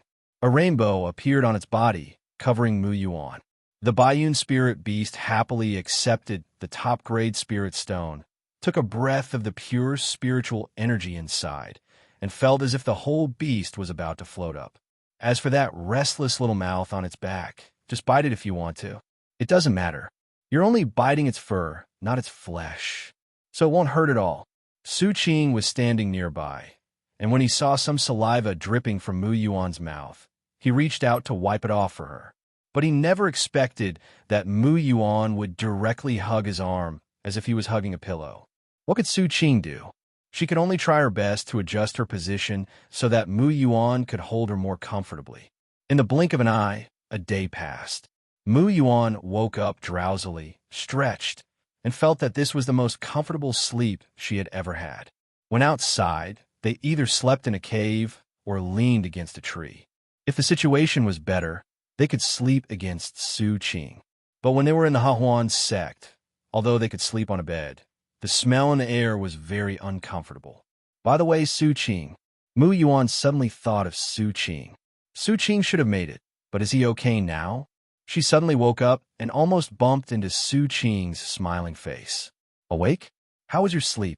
It's okay. By the way, are you okay? Are you not hurt anywhere? Mu Yuan looked at Su Qing worriedly. I'm fine, but you sleep badly. As he spoke, Su Qing reached out and wiped the saliva from the corner of Mu Yuan's mouth. It's not for you yet. Mu Yuan's face turned red, and she turned her head away. Well, Mu Yuan treats me the best. Logically, I should pledge my love to her. I wonder if Miss Mu Yuan would like to have a little son-in-law like me. Who asked you to pledge yourself to me? When Mu Yuan heard this, some white smoke came out his head. He immediately lay on the white cloud spirit beast and buried his face in its fluffy hair. When Su Qing saw her like this, he couldn't help but laugh out loud. All right, I won't tease you anymore. Didn't you say you wanted to go back to Lucheng to see your grandfather? Now that I've finished my business, I can go back with you to see your grandfather. Hearing this, Mu Yuan propped himself up from the back of the Baiyun spirit beast, and the blush on his face had faded a little. Well, I haven't been back to see Grandpa for so long, he will definitely blame me. When talking about his grandfather, Mu Yuan's mood became visibly depressed. How could your grandfather blame you? Not only did his granddaughter start cultivating immortality, but she also awakened a unique physique. He would only feel relieved. How could he blame you? Su Qing comforted Mu Yuan softly. Well, let's go back quickly. There must be a lot of weeds growing on Grandpa's grave, and he must be very lonely alone in the mountains. Well, let's go. I'll tell the Grand Elder. As he spoke, Su Qing took out the token and told the news to the Grand Elder. After a while, the shadow of the Supreme Elder appeared in front of the two of them. You want to go home? How do you want to go back? Take a flying boat? Or take the sect's spiritual beast? A spirit beast, the flying boat is too big and will easily attract attention. Well, indeed. Since you have chosen spiritual beasts, it just so happens that the sect has tamed a group of Moonzen silver sand eagles not long ago. Their strength is close to that of the Golden Core. They can control the wind and use the power of the moon at night. Their flying speed is faster than that of ordinary flying boats. And most importantly, it is faster. The Grand Elder paused for a moment, and Su Qing asked tactfully, "What is it?" "Very handsome. I know what you youngsters are thinking. You haven't been home for a few years, so when you go home, you have to put on a show. Then when you get home, your peers will envy you. Don't look down on me because I'm old. I know everything." The Grand Elder acted as if no one understood young people better than me. Su Qing felt that what he said made sense, so he chose the Yuechan Silver Desert Eagle. "You have good vision. Wait a moment. I'll get two for you." The Grand Elder looked like a teachable boy, then cut off the communication. "What do you think the Yuechan Silver Sand Eagle looks like?" He was actually highly recommended by the Grand Elder and was even said to be very handsome. Mu Yuan asked with anticipation in his heart. "I can't think of any." Su Qing shook his head. When he thought of the eagle, he thought it was just an ordinary eagle and couldn't imagine what it looked like. After all, they don't even know the appearance description and characteristics. So how can they imagine the appearance of a creature they have never seen before? The two of them waited in the hall for a while, and soon they heard a sharp cry coming from outside. They knew that it was Yuechan Yinsheng who came, so they walked out. However, they did not see the Yuechan Silver Desert Eagle. But after being alerted by a cry, Su Qing and the others looked up at the sky. Just one glance, and Su Qing was stunned. Two giant silver-white eagles swooped towards them, landed on the ground in the blink of an eye, and stared at Su Qing. Their eyes are blue, very sharp, and indescribably handsome. The feathers of the Yuechan Silver Desert Eagle are silver-white, and each feather is like a sharp arrow, emitting a dangerous silver light, like armor. But when you reach out and touch it, you feel softness instead of sharpness. The Yuechan Silver Sand Eagles were very large, about 4 or 5 meters tall. In front of them, Su Qing and the others looked like they had walked out of a Lilliputian country. "Ku!" Yuechan Yinsheng turned his back, bent down, called out twice, and asked Su Qing and the others to go up. Mu Yuan's eyes flashed with dazzling light. It can be seen that she not only has no resistance to cute spirit beasts, but also has no resistance to handsome spirit beasts. She jumped up and hugged Yuechan's Silver Eagle's neck, feeling the furry touch. Seeing this, Su Qing smiled slightly, and then rode on another Yuechan Silver Desert Eagle. After both of them were ready, Yuechan Silver Sand Eagle cried out towards the sky, then spread a pair of huge wings and flew suddenly into the sky. The Yuechan silver sand eagles were very fast, and in the blink of an eye, they flew out of the Qing Tian Sect. But even at such a fast speed, Su Qing did not feel any wind, and the Yuechan silver desert eagle flew very steadily. So there was no need to worry about being shaken off, even if he walked around on its back. The Yuechan silver desert eagle was very fast. After flying in the sky for more than a day, Su Qing and his friends saw the outline of Luqing. Seeing this, Yuechan silver desert eagle dived down and flew. The two giant eagles flying in the sky naturally attracted the attention of the people in the city. They thought it was an invasion of monsters and quickly reported the matter to the government.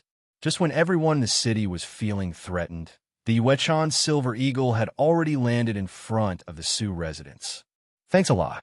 Su Qing patted Yuechan silver sand eagle's head, then jumped in front of the guard who was frightened by Yuechan silver sand eagle. Master! The guard was stunned. He never expected that it would be his own young master who returned. Well, take care of them. I'm going to go see my dad first. Su Qing nodded, then said to Mu Yuan, since you are here, come in with me. You must be tired after flying in the sky for a whole day. Rest at my house first, and then go to see your grandfather tomorrow. No. Mu Yuan shook his head and was about to refuse when Su Qing dragged him into the Su mansion. The guard watched them go in, scratched his head, and found that something was very wrong with Su Qing. Is this the tone of voice that the young master uses? The young master has been away for a year. Why does he seem like a different person? And who is that girl? She seems to be very close to the young master. Could she be the future young mistress? The guards were immediately shocked. It was really strange that a girl would fall in love with their young master, given his naughty personality. At this moment, Yuechan silver sand eagle came in front of the guard and called out to him twice. I told you to take care of us. Why are you just standing there? Yuechan Yinsheng felt that he did not understand the brain structure of this human being. The guard who was forced to come back to his senses felt a headache when he saw the two birds of prey in front of him, which were taller than the gate of the Su mansion. These two things are so big. Where should I put them? Su Qing had no idea how difficult the guard situation was. He took Mu Yuan's hand and walked towards his mother's yard. Since you are here, how can I not let you feel the hospitality of being a host? All right, Mu Yuan agreed reluctantly. While walking in the Su mansion, from time to time, he received some surprised, strange, and unbelievable looks. Those weird looks made Mu Yuan very uncomfortable. Most of these looks came from the children of the Su family. After all, apart from the appearance, the rest of the expression and temperament are completely different. He no longer has the arrogant and domineering look as before, but looks very peaceful. Even though he looks the same as before, the Su family members thought that this is not Su Qing, but a brother who looks very similar to Su Qing. Maybe he is the illegitimate child of the master? They would rather believe that it was an illegitimate child than believe that the person in front of them was Su Qing. It can be seen how deep an impression Su Qing left in their hearts. Before long, they came to a garden. His mother Shangwan Lan loved all kinds of flowers the most, so she spent most of her time growing flowers. Su's father even gave her an entire yard to grow flowers. Over time, the yard was filled with flowers. In the middle of the sea of flowers, there was an antique house, from which came beautiful piano music. Mu Yuan didn't understand how to play the piano, but he felt that the sound of the piano was very pleasant to the ear and made him feel very relaxed. The irritability in his heart disappeared in the blink of an eye. Su Qing also listened for a while. After the piano sound disappeared, he took Mu Yuan's hand and walked into the room, etc. At this moment, Mu Yuan suddenly called Su Qing. What's wrong? Su Qing asked doubtfully. Mu Yuan didn't say anything, but pried open Su Qing's hand. Don't let your mother misunderstand. What's the misunderstanding? Su Qing suddenly smiled. What misunderstanding do you mean? Of course. Mu Yuan did not continue speaking, but turned his face away. Let's go. How could there be any misunderstanding? Su Qing said as she knocked on the door. Who is it? A gentle voice came from inside the room. After the words fell, there was silence in the room at first, and then footsteps were heard. With a creak, Shangwan Lan's excited face appeared in front of Su Qing. Qing, it's really you. Come on, let me see you. After being away for a year, you've become handsome again. What can happen to me, Mom? Stop touching me. Su Qing held down Shangwan Lan, who was checking to see if he was hurt. Qing, what did you call me just now? Shangwan Lan was stunned. She seemed to have just heard the words she had been thinking about day and night. Mom, I'm not the same person anymore. Su Qing repeated it again helplessly. After confirming that he had not heard wrongly, Shangwan Lan was immediately overjoyed. If it were someone else, they might think that Su Qing had been possessed by another soul, but Shangwan Lan was different. She only thought that her son had grown up and become sensible. It seems that what my husband said is right. Sending Qing out to gain experience is indeed useful. Shangwan Lan thought about how she tried to stop her husband when he wanted to send Su Qing to Qing Tian Sect. Now that I think about it, she was really wrong. You see, Qing called me mother as soon as she came back from Qing Tian Sect. Fortunately, she didn't succeed at first. Qing has grown up. Mother is very pleased. Shangwan Lan wiped the tears from the corners of her eyes, and then noticed Mu Yuan, who had been standing beside her. Her attention was all on Su Qing just now. When she wiped her eyes, her attention was distracted, and she realized that there was someone standing next to Su Qing. And it was a girl who looked about the same age as Qing. Could it be? Shangwan Lan thought of something, so she asked Su Qing. Qing, this girl is... Hello, sister. My name is Mu Yuan. Mu Yuan spoke before Su Qing. Sister, you have a pretty sweet mouth. Shangwan Lan couldn't suppress the smile when she heard Mu Yuan calling her sister. This is what Mu Yuan and Su Qing learned. After experiencing the events of the Heroine sect, Mu Yuan came to a conclusion. That is, when facing someone older than you, no matter how much older, you should call her sister. This is the best way to get closer to them. Once you call her sister, your favorability will skyrocket. You and my son are from the same generation, so I will call you Yuaner. I wonder what the relationship is between Yuaner and Qing. Shangwan Lan smiled slightly, and then asked the key question. This? Mu Yuan hesitated for a moment, then said, Maybe they are friends. Friend. Shangwan Lan obviously didn't believe it. How can we still be friends now that I have brought this to her? At the very least, the relationship should have been confirmed, right? Shangwan Lan thought about it and asked Su Qing. Qing, is this really the case? Yes, a friend. After that, Su Qing whispered again. But it's only now. I can't say for sure in the future. The voice of this sentence was very soft, so soft that Mu Yuan could not hear it, but Shangwan Lan could hear it clearly. When she heard this, she immediately smiled indulgently. She took Mu Yuan's hand and said softly, Yuaner, this is your first time here, and I don't have anything to give you. I see you're wearing a bracelet, so I'll give you a hairpin.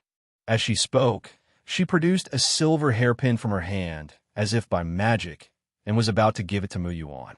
No, this is too expensive. Mu Yuan saw that the hairpin was engraved with cloud patterns, and its shape was like a branch, with a fork at the end. The ends of the forked branches were like peacock feathers, very gorgeous. Anyway, this thing looks very valuable, and she definitely won't accept something that is rewarded without any merit. Don't be polite to me. I am from the Shangwan family. I don't have many hairpins like this. Just accept it as a gift.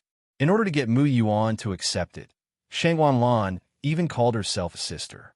Of course, this hairpin is not the same as she said. There are many of them, but it was made by her herself. There is only one in the world, named Silver Branch Jade Phoenix Hairpin, which is an attack-type magic weapon. However, because her attainments in refining equipment are still too low, this hairpin only has the power of an Earth-level magic weapon. But she was also very satisfied. Since she refined this magic weapon, she has been carrying it with her and nourishing it day and night, and its power has greatly increased. The magic weapon was refined when Su Qing was born, so that when he got married, she could personally put this hairpin filled with love on her daughter-in-law's head. Although Mu Yuan is not her daughter-in-law yet, she now regards Mu Yuan as her own daughter-in-law. Come in. Let me comb your hair and give you the hairpin. A little girl should learn how to dress herself up. How can you win the hearts of others with your disheveled hair? Having said that, Shangwan Lan did not give Mu Yuan any chance to refuse. She directly dragged her into the house, pushed her into a chair, took out a comb, and began her performance. Su Qing acted as if he didn't exist and had ignored Shangwan Lan since she saw Mu Yuan. He was obviously Shangwan Lan's son, and she was clearly concerned about him just now, but in the blink of an eye, he was ignored. Alas, life is so unpredictable, and everything goes as planned. Su Qing turned and left the door, came to the blooming flowers, bent down, and smelled the sweet fragrance of the flowers. At this time, Mu Yuan in the room was like a lifelike doll, allowing Shangwan Lan to manipulate her. Shangwan Lan first tied up Mu Yuan's long hair, then took out various bottles and jars, applied light pink blush, drew eyebrows, and took out peach-colored lip balm. She was busy for a long time. Look, you have such good conditions, but you just don't know how to dress yourself up. If you dress up well, you could be more beautiful. Hearing this, Mu Yuan slowly opened his eyes, but when he saw the person in the bronze mirror, he was stunned. Is this still her? Mu Yuan in the bronze mirror had eyes like autumn water, a small and delicate nose that was slightly upturned, slightly rosy cheeks that were a little shy, and the hairpin on her head added a unique beauty. Even her temperament had changed greatly. If she was a beautiful girl before, now she was the kind that was pitiful. Just one look at her would make people feel a desire to protect her that came from nowhere. How is it? Are you impressed by your own beauty? Yuan, you have a very good foundation. With a little bit of dressing up, you can surpass most people. You're almost as good as I was when I was young. As she spoke, a hint of nostalgia emerged in Shangwan Lan's tone. Okay, stop standing there and go out and let my son take a look. It's a pity that I don't have any clothes that match your outfit. The one you're wearing is too plain, pure white. I'll ask someone to make one for you in a couple of days. No thanks. Mu Yuan quickly waved his hand to refuse. Shangwan Lan had given her too much. She couldn't ask for any more. Just take it. Consider it as your care for my son these days. Qing has a bad temper and must have caused you a lot of trouble. So you must accept my kindness and regard it as an apology on behalf of my son. Shangwan Lan felt that her son's current status had a lot to do with Mu Yuan. After all, she did understand everything. She also discovered that when Su Qing looked at Mu Yuan, the tenderness in her eyes could not be hidden. She had never seen this kind of look since Su Qing was born. Even she had never been looked at with such gentle eyes by Su Qing, even though she was Su Qing's biological mother. So, can love really change a person's character? Shangwan Lan also fell into the same dilemma as Su Qi. She had never experienced love, so of course she didn't know whether love could really change a person or just reshape the entire person from beginning to end. Okay, go out and let him see it. If you don't go out, Qing'er will eat all my flowers. Shangwan Lan shook her head and patted Mu Yuan on the back gently. Mu Yuan nodded, then slowly walked out. After inserting the hairpin, she always felt heavy on her head. She was afraid that the hairpin would fall off, so she didn't even dare to walk fast.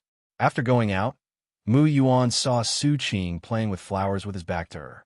Hearing the noise behind him, Su Qing turned around, and what came into his sight was a graceful young girl. Su Qing was so shocked that he froze immediately. Who is she? Mu Yuan?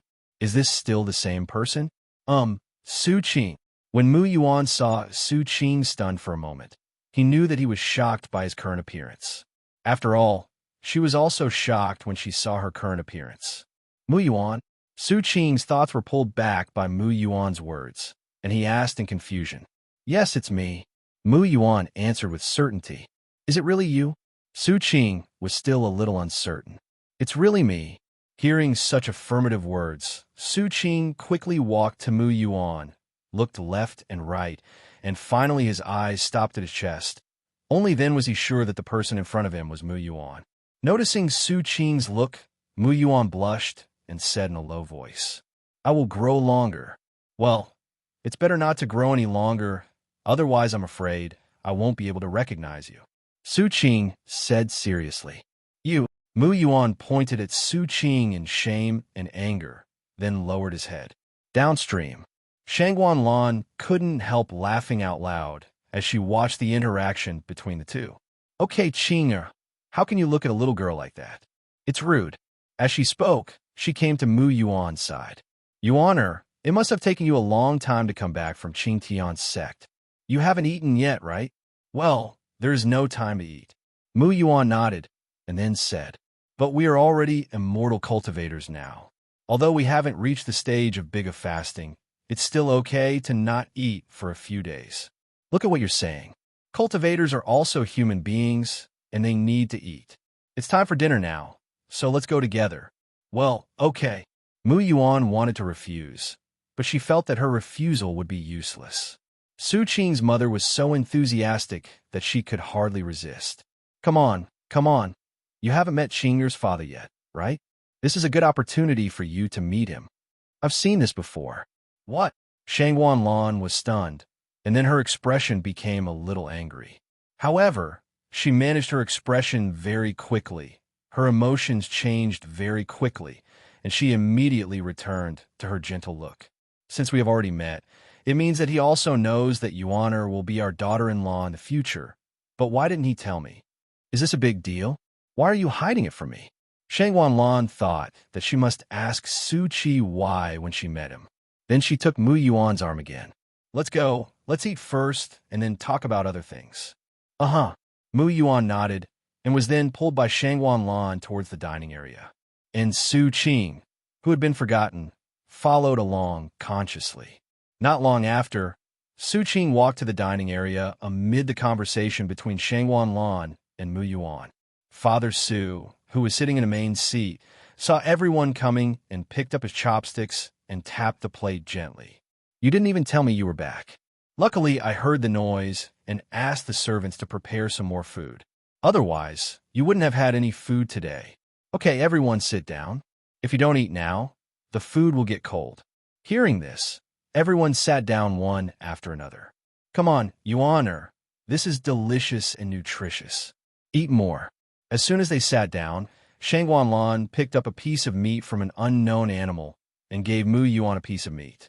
Yes, thank you. We are all family. Why are you still saying thank you? Shang Wanlan said with a smile, and then picked up a few more dishes for Mu Yuan. The bowl, which was originally 70% full, was filled to the brim with the dishes picked by Shang Wanlan. Sister, eat it yourself. Don't worry about me. Mu Yuan quickly stopped Shang Wanlan from continuing to pick up food for her. Of course, she didn't stop him because she was worried that he wouldn't be able to finish it, but she was afraid that he would eat too much and be looked at strangely. Okay, you eat first. After Shang Wanlan finished speaking, she went to pick up some food for Su Qing. Well, only the head of the family, Father Su, did not enjoy this treatment. Seeing that he was ignored, Father Su ate the rice in the bowl in silence. He didn't even pick up a vegetable and just finished the whole bowl of rice. After finishing eating, he asked for another bowl and continued to eat rice. His unusual behavior finally caught Shang Wanlan's attention. Master, what's wrong with you today? Are you feeling unwell? Why are you eating rice, but not vegetables? Ahem. Father Su coughed twice, then said, well, I like to eat rice. He still didn't have the nerve to say that he wanted Shang Wanlan to pick food for him personally. As the head of the family, it's strange for him to say such things. Besides, we have been together for so many years. How can you not see what I want? Just pick up some food for him. Why do you have to ask him? Is it okay to say such a thing? In front of two juniors, I'm not afraid of being laughed at. Oh, since the master likes to eat rice, then eat a few more bowls. Only when you are full will you have the strength to do things.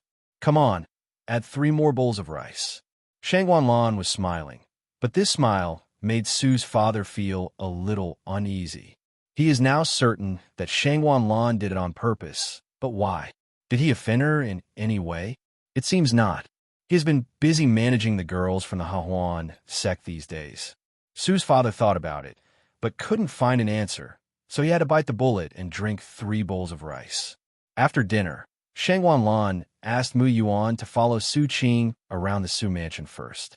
After saying goodbye to Su Qing and the others, she said to Su's father who had been waiting here, have you known about Yuaner's affairs for a long time? When Father Su heard this, he immediately felt relieved. So that's what happened. He thought it was something serious. For example, the reason for being angry was that he was too close to the girls from the Heroine sect. After all, his brother's wife is like this. She can't stand him getting too close to other women and won't listen to her explanations. It's very scary. Fortunately, it was just this matter, and his wife was a sensible person and would not make trouble unreasonably. Yes, it happened a few days ago. I was so busy recently that I forgot to tell my wife. I was wrong about this matter. Please don't be angry. Angry? Am I angry? Hearing this, Father Su's brain worked at high speed, and he finally chose the most efficient way. Father Su hugged Shang Wanlan and said, "Okay, madam, there's still things waiting for me in the family. I will come back to accompany you after I finish my work." "Okay." Shang Wanlan didn't say anything, but stretched out her hand. Seeing that Su's father did not move, Shang Wanlan frowned. "Why are you still standing there? I brought my daughter-in-law to you. You've already met her. Why don't you show some respect and give her a little gift? Look at my brain." Father Su slapped his head and laughed. "I was negligent. Let me see if there is anything I can give away." As he spoke, Father Su opened his storage ring, looked at the various objects that had been piled up like a mountain inside, and started searching one by one. The things in his storage ring were all kinds of items sent by others. There was everything, but they were of no use to him, so he just piled them together. Over time, the storage ring became a mess, and it was not easy to find something. Father Su's eyes swept over the precious things one by one, and finally set his sights on a piece of clothing. This dress is called Yunlan gauze dress. It is white in color and has excellent texture. More importantly, it is a heavenly level robe. From the very beginning, he saw that the clothes Mu Yuan was wearing were just ordinary clothes. Not only did they have no defensive power, they were also easy to get dirty and damaged. Moreover, the style was not very good. They were just ordinary disciples' clothes of Qing Tian Sect. He had forgotten who gave him this Yunlan gauze dress, and he was still a little shocked when he saw it now. He is a grown man. Who would give him a skirt? Father Su scratched his head, then took out the Yunlan gauze dress. Shang Wanlan took it and looked at it, and her eyes immediately lit up. "Is this something you prepared in advance? It's pretty nice and should be suitable for that little girl you honor." Shang Wanlan thought about how Mu Yuan would look when she put on this dress, and she had a higher opinion of the dress in her heart. What can Su's father say? I can only agree quickly. He can't just say no, can he? If he told her, Shang Wanlan would respond, "Since you didn't prepare in advance, why did you carry a woman's dress with you?" By then he won't be able to explain it clearly. "All right, master. Go and get busy. I'll go find Yuan and ask her to try it on.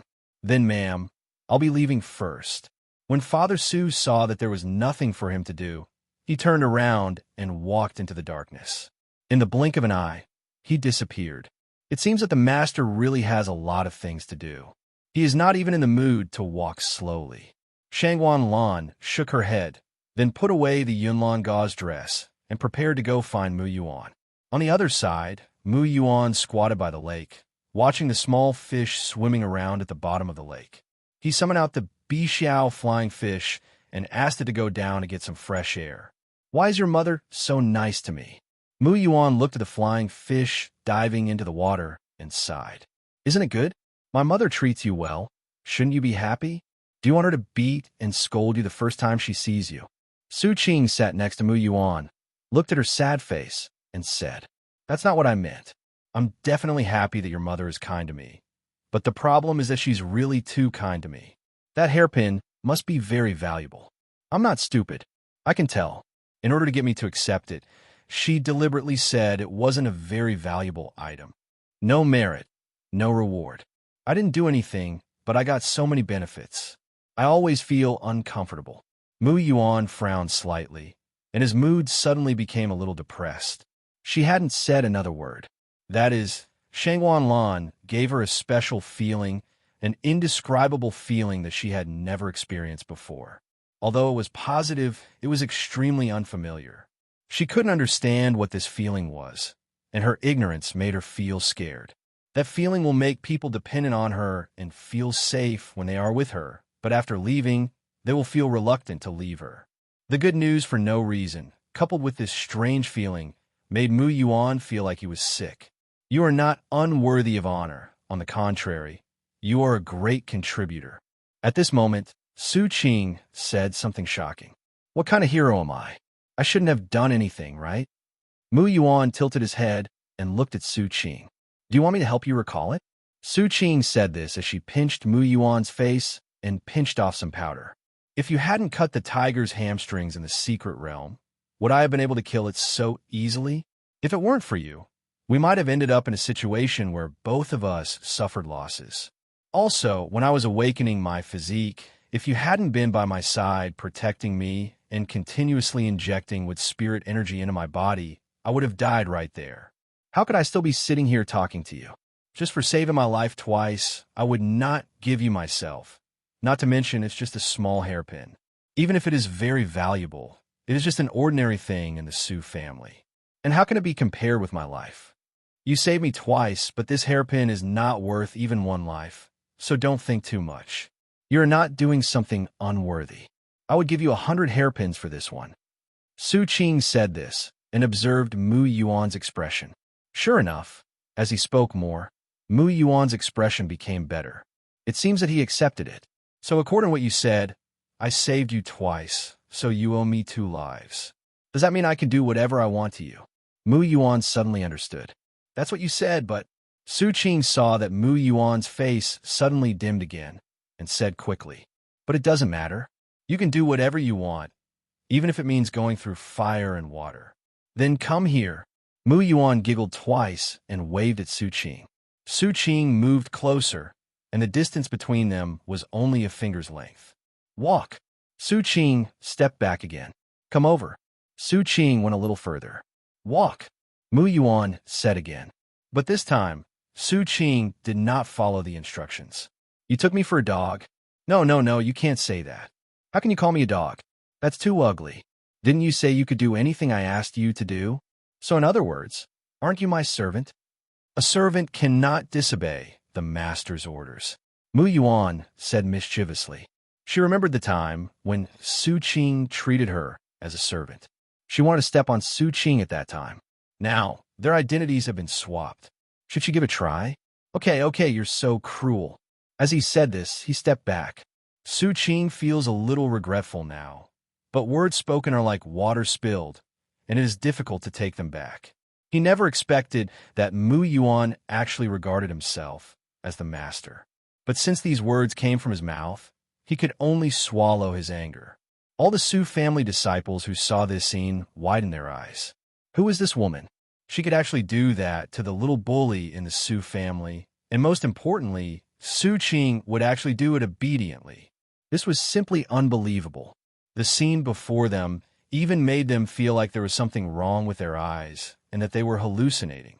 But this is real, not an illusion. Mu Yuan asked Su Qing to squat down, then leaned over and touched Su Qing's head. You kept touching my head, and it's all your fault that I can't grow taller. Now I want to touch you back.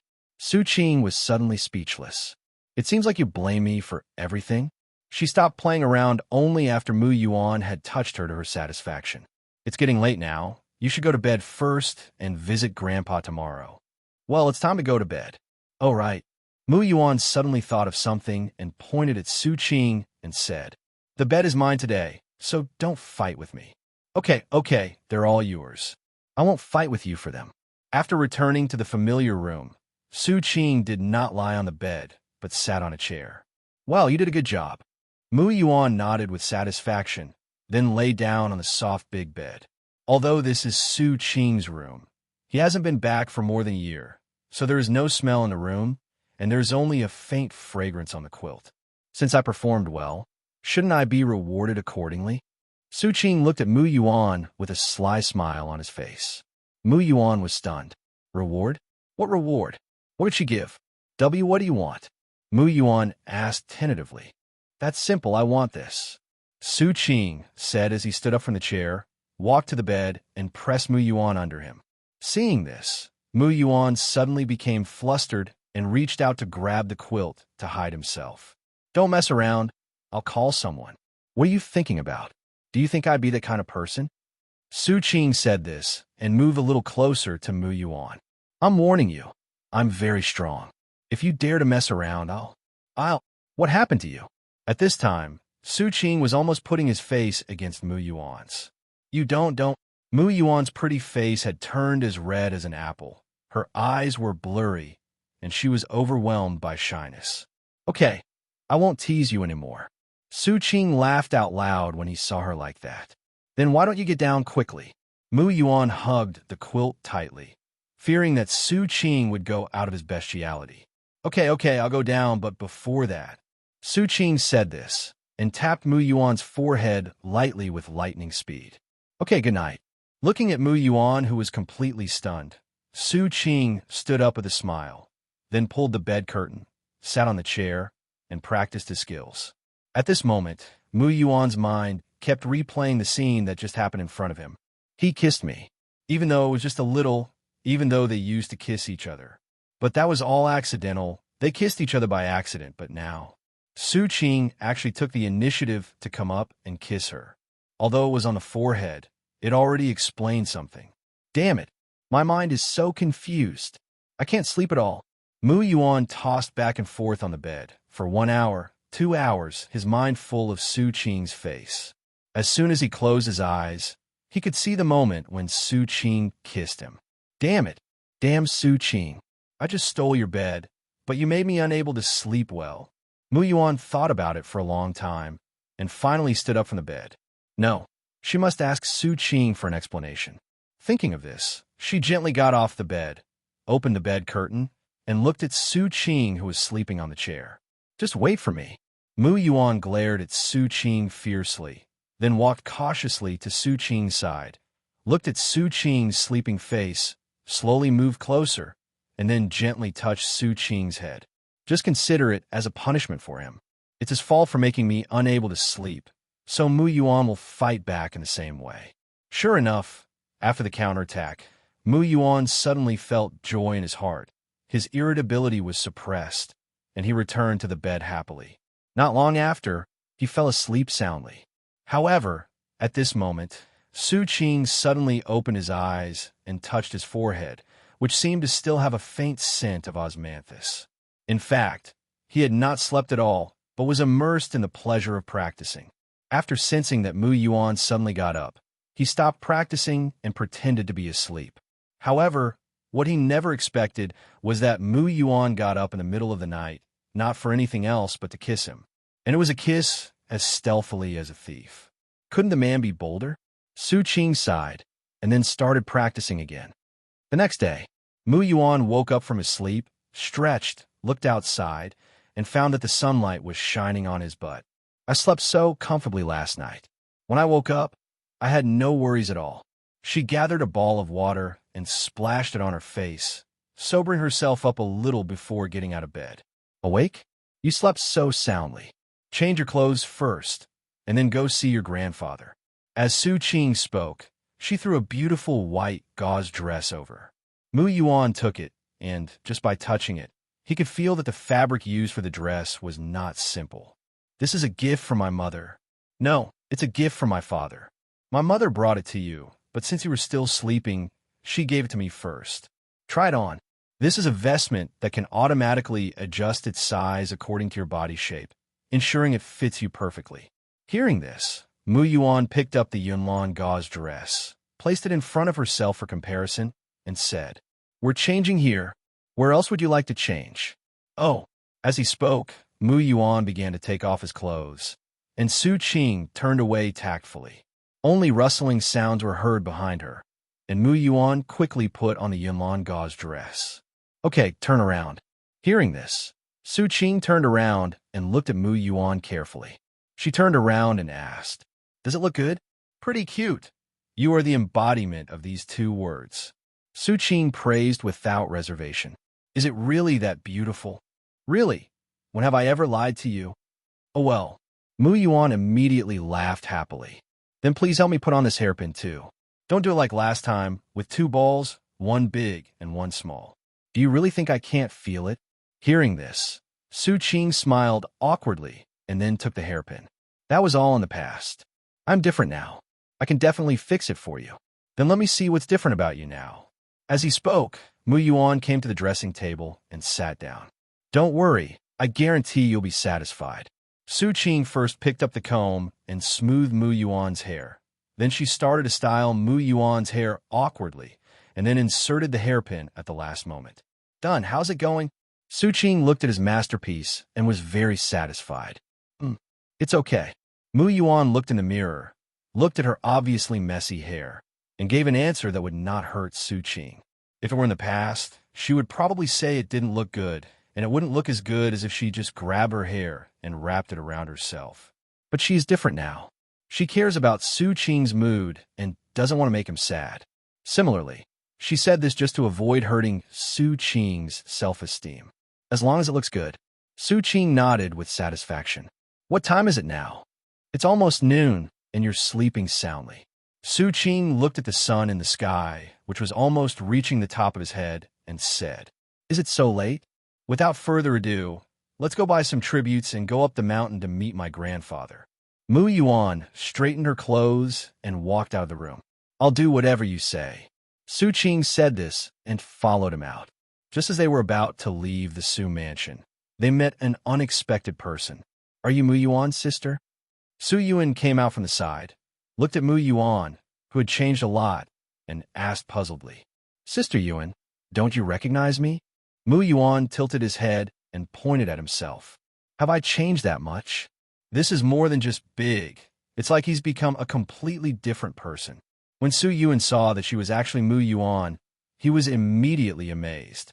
He walked up to her, looked at her face carefully, and then reached out and touched Yin Lan's gauze dress. I thought you were beautiful when we first met, but I didn't expect you to look even better after dressing up. But why did you suddenly think of dressing up? This. I see. Su Yuan suddenly spoke up and interrupted Mu Yuan. She glanced at Su Qing, then at Mu Yuan, and then said, I guess I shouldn't call you sister now. Hearing this, Mu Yuan was very confused, but before she could ask, Su Qing took the lead and said, not yet. Don't think too much about her affairs. Now let's talk about you. What do you think of the Su family? How does it compare to the Heroine sect? The Su family? The Su family is great, but maybe it's because I've been in the Heroine sect for too long. I always feel alienated here, so I guess I won't stay here for much longer. Once the poison in my body is cured, I will go out and see more of the world. Su Yuan's voice became calm, and there was a faint feeling of relief. Then, Su Yuan changed the subject. By the way, what are you guys going out for in the middle of the day? Oh, to see your grandfather. She missed him. Really? Then I won't bother you anymore. I have something else to do.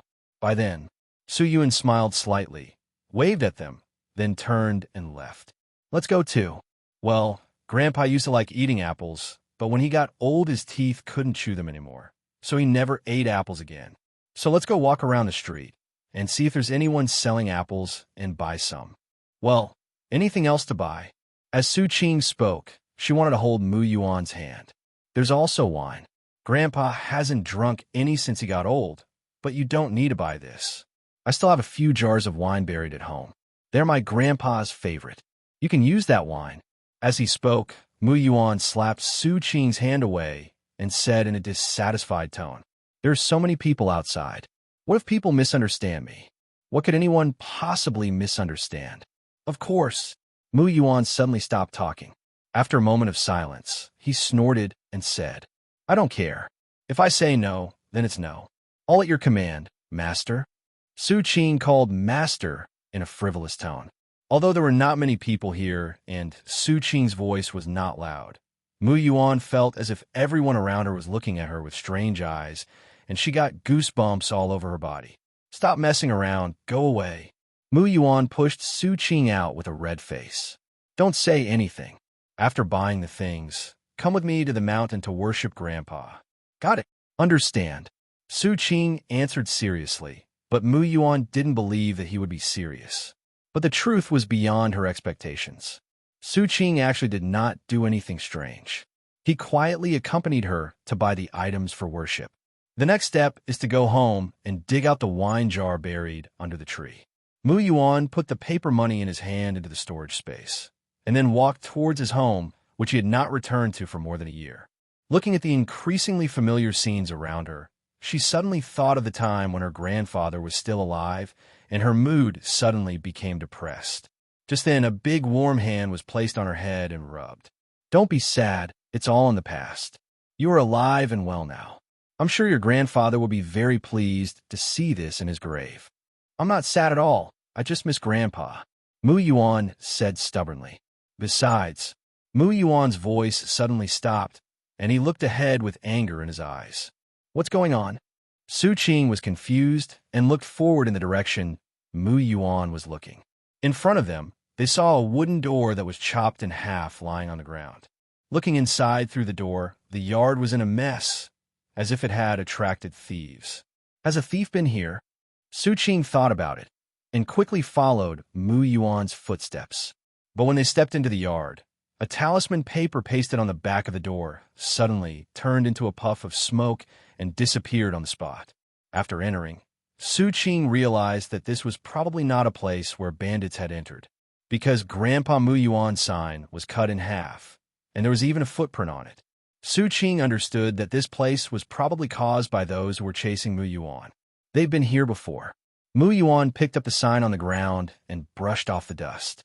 She suddenly remembered what her grandfather once said, that because someone was chasing them, they had to move to another place every few years, which was why they were so poor that they couldn't even afford medicine. However, Mu Yuan had never seen the person who was chasing her and thought her grandfather was lying to her. But after seeing what happened today, she knew that what her grandfather said was true. There really was someone chasing them. Grandpa said that they used to be from a big family, so those people must have come for the skills or the treasures. But she didn't have any of these things, so Mu Yuan raised his head suddenly. "Quick, go to where my grandfather rests." The things might have been carried by her grandfather. Since they were able to find it here, they must have found out that her grandfather was dead. So she was worried that her grandfather's grave had been dug up by them. If this is true, then even if she dies, she will find those people and kill them 1,000 times. After hearing Mu Yuan's words, Su Qing did not ask any questions and said to Mu Yuan, "I can fly now. Come here, point the direction, and I'll hold you and fly up." Mu Yuan didn't waste any words and immediately walked to Su Qing's side. Su Qing didn't waste any time and picked up Mu Yuan in a princess hug, then turned into a flash of lightning and flew straight into the sky. In just a moment, they arrived at the place where Mu Yuan's grandfather was buried. Mu Yuan hurriedly ran towards his grandfather's grave and breathed a sigh of relief when he saw that the grave had not been disturbed. Fortunately, they didn't disturb Grandpa, but I will definitely not let them go.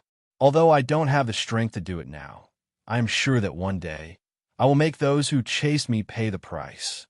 Mu Yuan clenched his fists and spoke in a firm tone. "I'll be with you too." At this moment, Su Qing suddenly said, "Who cares about you?" Mu Yuan curled his lips when he heard this, and then looked at the weeds on the grave.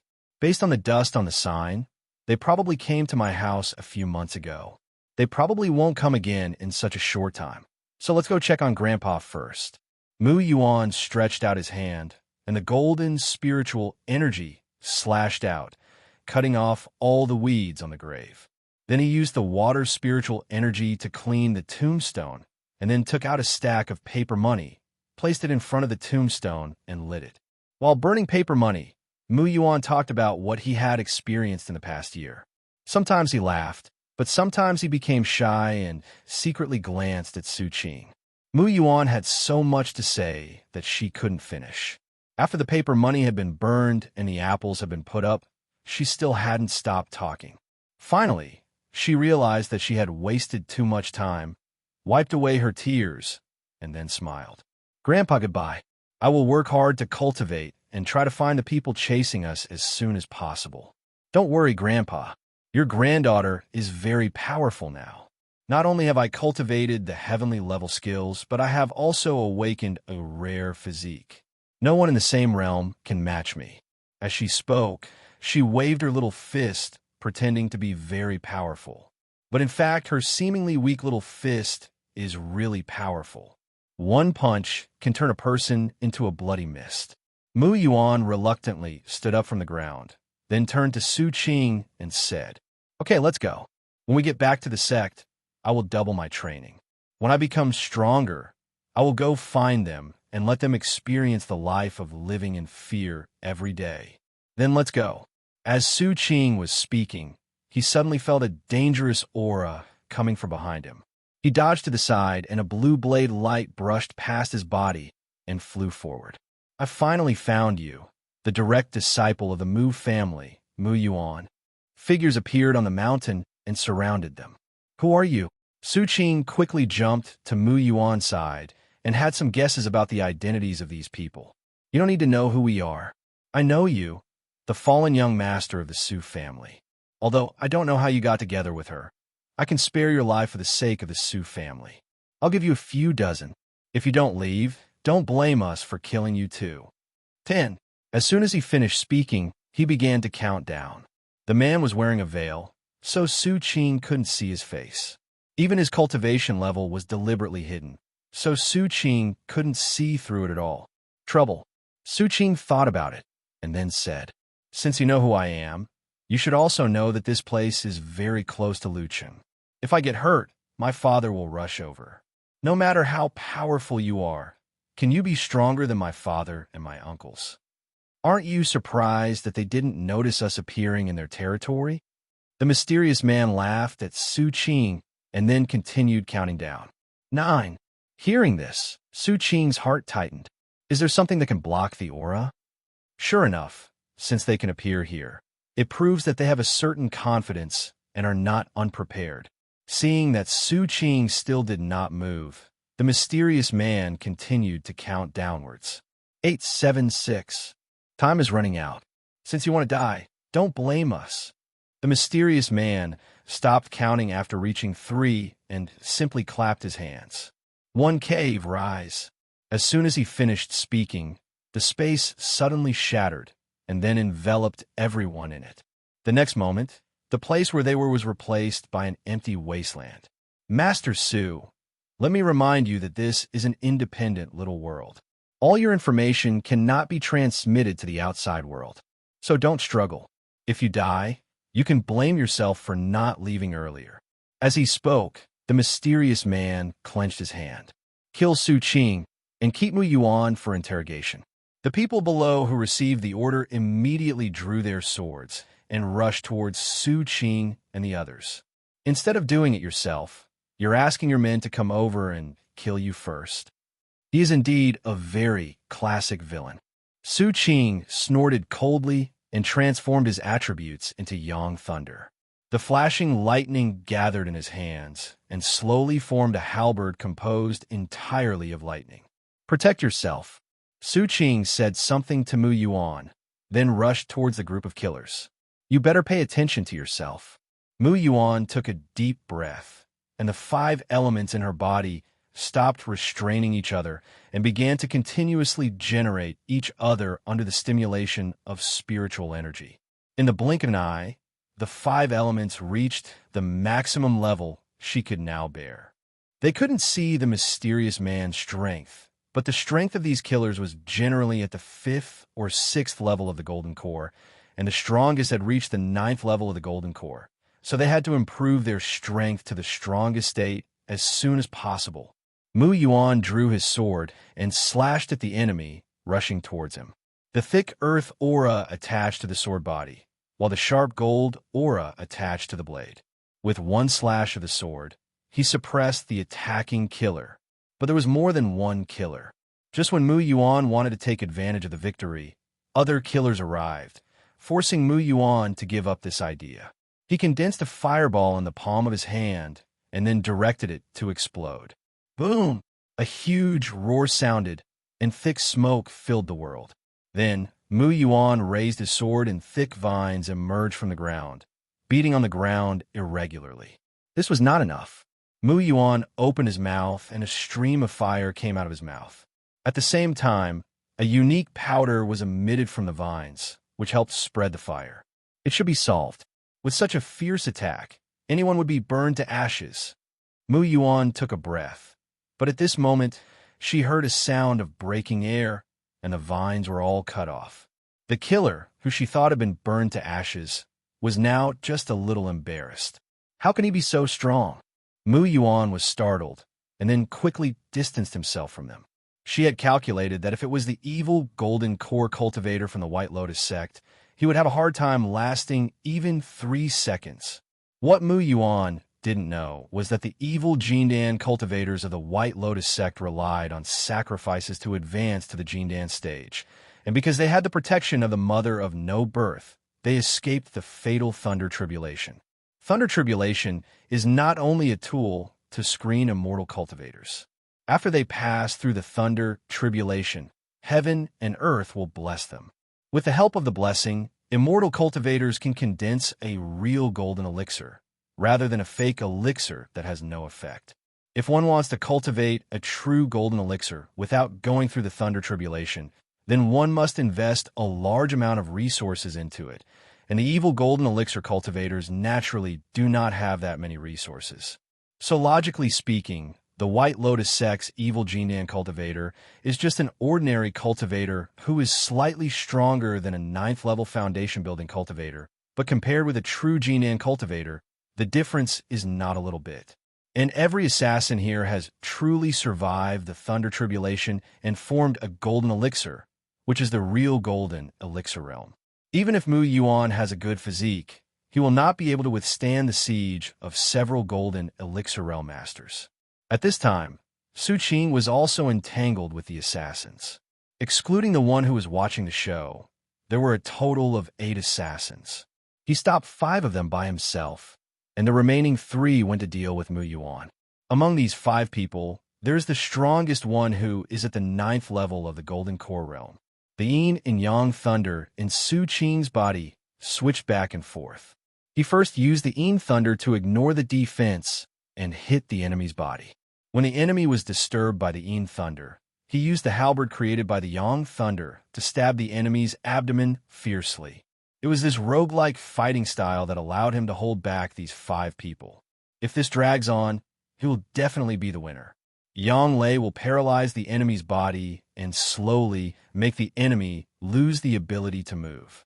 Yin Lei can ignore defense and slowly drain the enemy's blood. If these killers cannot kill him in the first time, they will be slowly worn down to death by him. However, he also possesses the heavenly level lightness skill of walking on snow without leaving a trace, so it would be very difficult to kill him in an instant, not to mention that these killers have been paralyzed by him. So it is extremely difficult to just hurt him, let alone kill him instantly. The mysterious man who had been watching the battle didn't seem to care much about his men. When he saw them falling into a disadvantage, he did not forget to marvel at Su Qing's strength. The intelligence is wrong. The young master of the Su family is not a good-for-nothing who only knows how to spend his time drinking and partying. He is a peerless genius who fought against 5 Golden Core stage masters at the Foundation Establishment stage. Really, the intelligence workers are such a bunch of rubbish that they couldn't even find out such important information. It seems like I have to teach them a lesson when I go back. I'm being too nice to them. After the mysterious man finished speaking, he turned his attention to the battlefield again. Su Qing inserted the lightning halberd directly into the enemy's body, but unexpectedly the enemy's physical defense was too abnormal, and it was stuck directly in the flesh and could not advance an inch. Su Qing was startled and instantly disbanded the thunder halberd, then dodged the attack from another person. He deliberately exposed the flaw so that I would think I could kill him and then let the other person kill me as quickly as possible. Su Qing analyzed the battle situation and condensed the halberd again. This was a clever trick, and it successfully fooled him, but unfortunately, their bodies had been paralyzed and their speed was not as fast as before. If he had used this strategy from the beginning, he might have been defeated by now. Thinking of this, Su Qing stepped forward again and fought with them. However, Su Qing became cautious this time. Even if there was a real flaw, he would not rush to attack, but would proceed step by step, seeking stability. As for Mu Yuan, she was a little more embarrassed than Su Qing. The gap between her strength and those killers was too great, and she had been consuming her spiritual energy at full strength, causing her spiritual energy to be almost exhausted. Moreover, her attacks cannot ignore the enemy's defense, and the damage caused to the enemy is negligible. Only by using the principle of the 5 elements to maximize the effectiveness of one attribute can she effectively cause damage to the enemy. However, this would consume a great deal of spiritual energy. Even though her spiritual energy was very pure and she had double the spiritual energy because she had recently learned the secret Tai Chi Zhodian moving method, it was still not enough to withstand her free fighting style.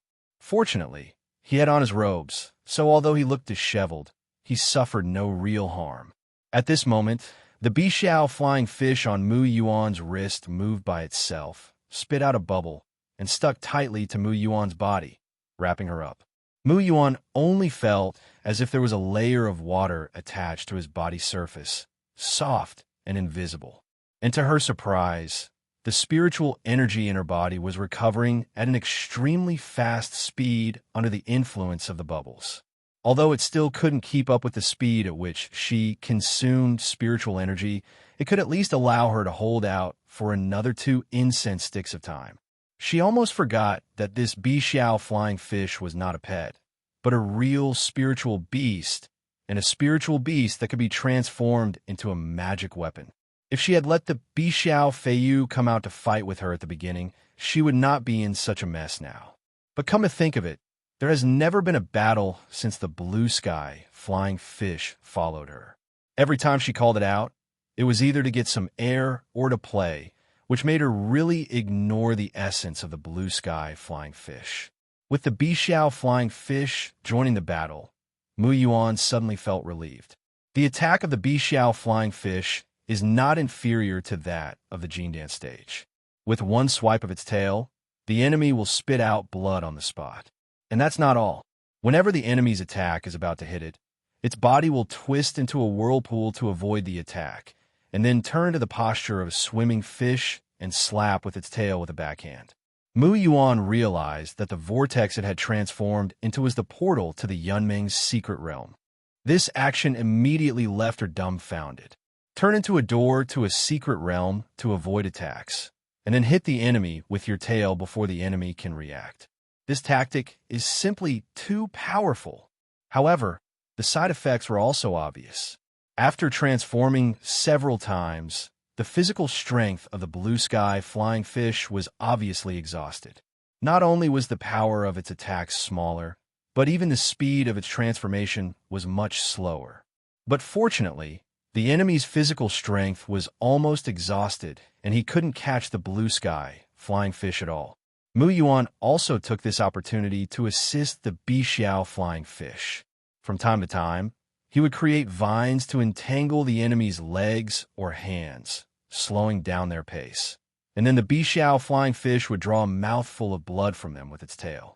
The enemy had been beaten back by them at this point. Although the battle was not over yet, the outcome was decided, and they had already won. At this time, the mysterious man who had been watching couldn't bear it anymore and flew down from the sky.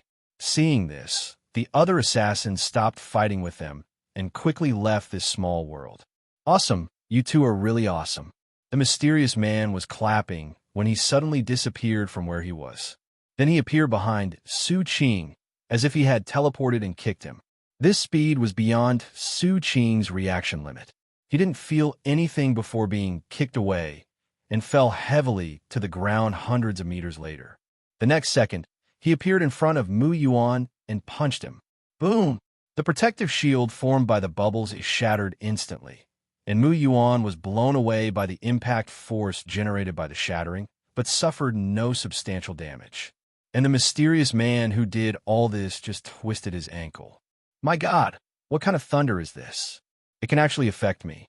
Master Su, you have once again refreshed my cognition. It seems that the reason my men were defeated by you was not because they were too weak, but because your thunder was too overbearing. Don't you think so? Master Su?" The mysterious man looked at Su Qing in the distance and spoke slowly. Su Qing did not answer him, but checked his injuries. With just one kick, his spine seemed to be broken, his internal organs were damaged to varying degrees, and there was a strange thing preventing his body from repairing itself. There is no way to defeat them, so I can only run. Su Qing looked at Mu Yuan and saw the same answer in her eyes. The two of them simultaneously prepared to tear up the talismans given by the Grand Elder and escape. However, the mysterious man would not give them this opportunity. He had been watching their little movements. When they were about to take out the talisman, he instantly came in front of them, and a wooden spear appeared in his hand and stabbed towards Su Qing. The mysterious man's speed was much faster than Su Qing's. If he insisted on tearing the talisman into pieces, the wooden spear would pierce through his body in an instant. However, at this moment, the sect leader's token suddenly flew out from Su Qing's sea of consciousness and blocked the fatal blow for Su Qing. But the token was not a magic weapon that mainly focused on attack and defense after all. It only resisted for a moment before being pierced by the wooden spear and left cracks. When it was about to shatter, it returned to Su Qing's sea of consciousness. With the token buying them time, Su Qing successfully tore the talisman into pieces during this time, but at the same time, the wooden spear also pierced into his body. However, before the mysterious man could take another step, with the sound of space breaking, Su Qing and the other person disappeared from the spot. Only the mysterious man was left standing there at a loss. Where are the people? The mysterious man dropped the wooden spear in a daze and scanned the small world with his spiritual sense. But he could not see Su Qing and Mu Yuan. Run away? How is this possible? The mysterious man suddenly thought of the sound of space breaking that he had just heard. How could they have something that can tear space apart? Damn it! I did it so perfectly, but I still can't stop them. Damn it! The mysterious man became so angry that he messed up the small world. The other side, as the space suddenly shattered, Mu Yuan hurriedly helped Su Qing out of the space crack. Mu Yuan leaned Su Qing against the tree, looked at his purple face, and quickly put his hand on his wound. How are you feeling? That's bad, ahem. That wooden spear is actually poisonous. I never thought. Su Qing suddenly spat out a mouthful of black blood, and the blood made a hissing sound as it fell to the ground. Let's go first. Don't stay here for long. I can still hold on for a while, but if they find us, it will be troublesome. Su Qing pushed Mu Yuan's hand away and stood up, holding onto the tree. This poison was very unusual. Su Qing could feel that it was corroding his body, but he had no way to deal with it. Even if he used all the spiritual energy in his body to suppress it, it could only slow down the spread of the poison, but could not eliminate it. The same goes for Mu Yuan's spiritual energy. Only by using the spiritual energy of both of them together can the poison be suppressed. But in this way, no one will be able to fight. If they encounter some evil cultivator now, they will both be killed. So the most important thing now is to find a place that is safe enough to heal, rather than in this desolate place. According to the current situation, he can still hold on for another 3 hours. After this time, the poison will invade his meridians, and then he will be helpless and can only use the substitute doll to block this disaster for him. Okay, don't be so stubborn. If you can't hold it in anymore, just say it out. Don't hold it in. Mu Yuan looked at Su Qing, who looked very bad, helped him up, and walked forward step by step. And while she was recovering her spiritual energy, she was also treating Su Qing, which greatly increased the time Su Qing could hold on. They didn't know where this place was. There were only trees all around, and it was a desolate wilderness with no human habitation. It was almost dusk, and the sun was about to set. Although the night had little impact on them, all kinds of monsters and demons came out at night. Mu Yuan didn't want to gamble on whether there were ghosts in a place like this. But their luck was pretty good. Just before nightfall, they saw smoke rising in the distance. Seeing this scene, Mu Yuan suddenly became excited. Su Qing, look, there is smoke ahead. It might be a village.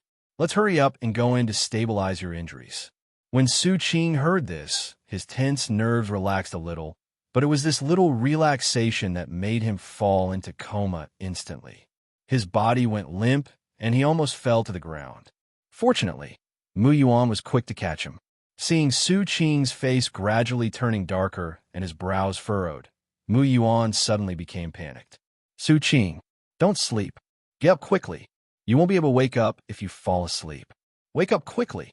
Her words had no effect at all, as the unconscious Su Qing could not hear her. Seeing that Su Qing had no reaction at all, Mu Yuan carried him on his back and converted all his spiritual energy into its spiritual energy, which he input into Su Qing's body. Please don't die. You still owe me 2 lives. No, including this one, it's 3 lives. If you die, who will pay me back for these 3 lives? If you die, I will be at a huge loss, right? So please don't die. What will I do if you die? Mu Yuan quickened his pace and walked out of the forest in a few moments, seeing a village with dozens of households. There's help. It's the village. Su Qing, did you see it? It's a village. Did you see it? Mu Yuan muttered to himself, but kept running towards the village. She came to a house that was still lit and knocked on the door. Anyone there? Who is it? An old voice was heard, followed by a series of light footsteps, and the courtyard door creaked open. When Mu Yuan saw the door open, he quickly said, "Old man, can you let us stay in for a few days? He is seriously injured. We have money, so we won't let him stay here for free." As he spoke, Mu Yuan quickly took out a few taels of silver from his storage ring. Seeing this, the old man immediately pushed the change back. No, please come in quickly. I think he can't hold on any longer. Do you want me to help you boil some hot water? Thank you, old man. No, just 1 room will do. Okay, then follow me. The old man let Mu Yuan come in first, then closed the door and walked into the house. He opened a door and said, "You guys can just stay here. No one has lived in this house for a long time, but don't worry, it's absolutely clean here." Thank you so much. It's enough that you are willing to let us stay here. It doesn't matter if it's dirty or not. Mu Yuan bowed to the old man with gratitude. Then I won't bother you. If you don't mind, I have some leftovers here. I'll put them on the table. You can eat them when you're hungry. After the old man finished speaking, he closed the door and walked out. After the old man left, Mu Yuan quickly put Su Qing on the bed and concentrated on treating him. This process lasted for the entire night, and Su Qing's complexion only looked a little better. It was no longer pitch black, but pale like a corpse that had been dead for a long time. Seeing that Su Qing's complexion looked a little better, Mu Yuan also breathed a sigh of relief. At the same time, a tingling sensation appeared in my mind, as if I was pricked by a needle. At the same time, there was a sharp pain in her dantian. If she continued like this, her dantian would not be able to bear it. This was the result of overexerting her body. When Su Qing awakened her physique, she continued like this for 3 whole days. At that time, the hidden danger had already been buried. However, within a few days, she once again overstrained her body like this, and the hidden danger that had not been eliminated now resurfaced. Therefore, she absolutely cannot use spiritual energy recklessly anymore, otherwise her dantian will really explode. But fortunately, Su Qing's complexion has improved a lot. Judging from her recovery speed, she will be able to continue to treat Su Qing with all her strength by the evening. Thinking of this, Mu Yuan got off the bed. Her face was very pale at the moment, almost the same as Su Qing's. She now wants to thank the old man. She doesn't know how long they will stay here, but they can't just eat and live here for free. Even if the old man doesn't care, she cares very much, and she is not that shameless. Mu Yuan looked back at Su Qing, then opened the door and walked out. She walked around the room and found no trace of the old man, but she did find 2 bowls of very thin rice porridge and a plate of pickles on the table. It is called porridge, but it is actually just water with a few grains of rice. From this we can see that the elderly people's lives were not good, but they were still allowed to come in and stay overnight. The old man is so kind-hearted. Just talking about last night, it was obvious from their looks that the 2 of them were being hunted down, but the old man let them in without any hesitation. Isn't the old man afraid that the people who are hunting will catch up with him? Mu Yuan looked at the 2 bowls of porridge, left a few coins on the table, and then walked out. As soon as he went out, the view became wider. Mu Yuan looked around and found that this village was surrounded by mountains and water. It was a good place. Moreover, it was surrounded by mountains and was very hidden, so it was not easy to find. Mu Yuan breathed a sigh of relief. He could rest assured now. Those who were chasing him wouldn't be able to find this place for a while. He probably could hold out until Su Qing recovered, but she has been out for so long. Why hasn't she seen anyone? Mu Yuan was a little confused, but soon she heard some quarreling. Mu Yuan pricked up his ears and walked towards the direction where the quarrel came from. I saw a man in official uniform kicking the rice bucket in front of him in an open space. With each kick, the rice in the bucket dropped a little bit. When it couldn't drop anymore, he snorted and said, "Why is there so little rice? If you don't pay enough food, you will be beheaded." I tell you. Hearing this, the middle-aged man standing in front of him knelt on the ground and cried bitterly. "Sir, this is all the rice I have. The weather is bad this year, and the harvest is not good. I have a wife and children at home, so how can I have extra rice? Sir, I beg you to show some mercy. We are so poor that we have to eat tree bark. How can we get so much rice?" The man's spine was broken by excessive taxation, and he knelt on the ground crying. "Get lost. That's your business, not mine. I'm just here to collect food. If you can't get enough food, you can use people to fill the gap. I see that your wife is still charming. If you let her go with me, I'll turn a blind eye. I'll give you one stick of incense. If I don't see him, you could just wait to be beheaded." The officer kicked the man away and let the next person come up. The man was kicked to the ground, his face pale and his heart struggling constantly. In the end, he chose to survive and staggered toward his home. The next person who came forward was actually the old man who had taken Su Qing and the others in last night. He had a sack on his back, which was filled with food. The officer could tell at a glance that the old man did not have enough food, in fact, a lot less. "Pour it in." The officer pointed to another empty rice bucket and said, "Okay, officer." The old man quickly opened the sack and poured the grain into the sack, exactly to the mark. Seeing this, the old man smiled, but then his smile froze on his face. The officer kicked the rice measure twice as usual, and the height of the rice dropped sharply. In the end, the rice was even 5 centimeters away from the scale line. "Not enough. Is this how you deceive the emperor? 30 dan of grain, but each of you only took out 20 dan, or even less. What? Aren't you really afraid of being beheaded?" The official shouted loudly, and the old man who heard this said tremblingly, "Sir, this is 30 dan of food. I checked it before I left. It can't be 20 dan. Unexpectedly, as soon as these words were spoken, the officer suddenly kicked the old man, not caring at all whether the old man could withstand his kick. "You mean I was wrong and I didn't measure my hands correctly? Or is it that the rice measure given by the emperor is not as accurate as your own measurement?" The other people around were all terrified when they saw this. They had already anticipated their fate. Just like the middle-aged man just now, their harvest this year was not good, and they did not have enough food, so they could only make up for it with other things. How can ordinary people like us survive when these guys eat human flesh and drink human blood? The officer took a look at the old man and knew that he was the only one in his home, so he didn't take him away, but kicked him again. "You old man, if you can't provide food, then just wait to die. I think you've lived long enough, and it's time for you to die." "Sir, please don't. Give me 3 more days. Give me 3 more days. I will definitely be able to gather enough food. You know, sir, the weather has not been very good this year. If it doesn't rain, there is nothing we can do. Get lost. Do you think I will believe you? If you can't produce food, you can only blame yourself for not working hard. If you don't work hard, God won't rain. If God doesn't rain, you won't have a harvest.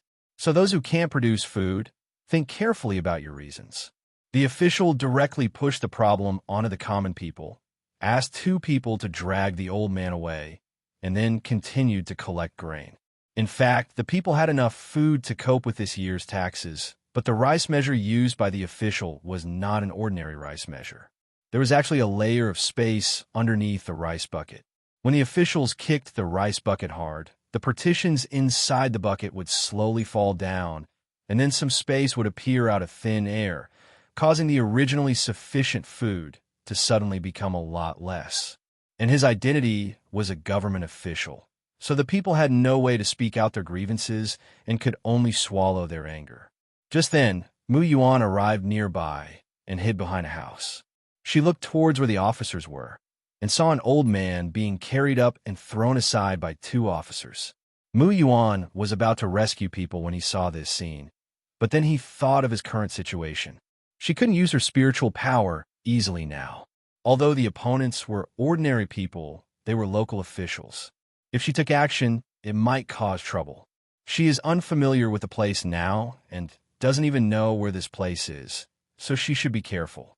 And Su Qing is still unconscious, so she should avoid trouble if possible and keep a low profile. When he thought of this, Mu Yuan suppressed his restless heart. It looks like they're collecting grain tax here, and the old man must be treated like this because he did not pay enough grain. Mu Yuan felt touched when he thought about how the old man could still cook a bowl of porridge for them, even though he couldn't even pay the grain tax. If he had collected his money last night, this wouldn't have happened today, right? Mu Yuan calmed his mind and prepared to wait for the old man to return and give the change to him so that he could get through the tax payments smoothly. However, at this moment, an accident happened. The accident happened to a man who came with a child. Their rice had just reached the scale line, or even exceeded the mark. The officer kicked the rice bucket with his foot, but found that the rice in the bucket did not sink. Seeing this, the man immediately smiled happily. Damn, why is this thing broken at this time?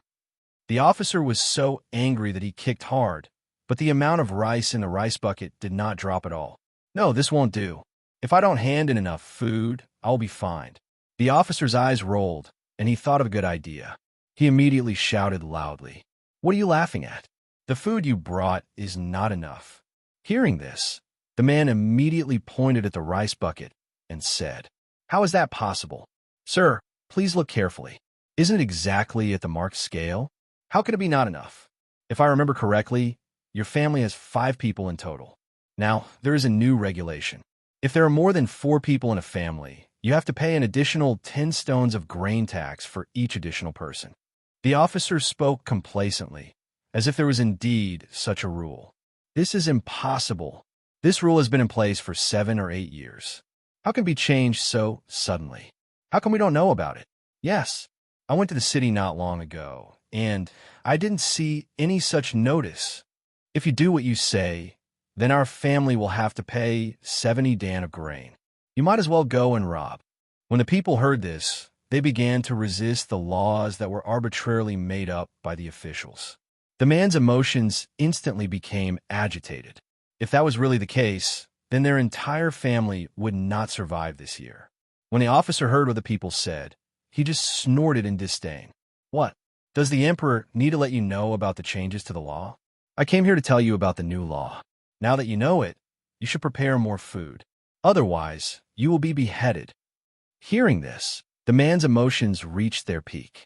This is going to kill them. This is going to kill them.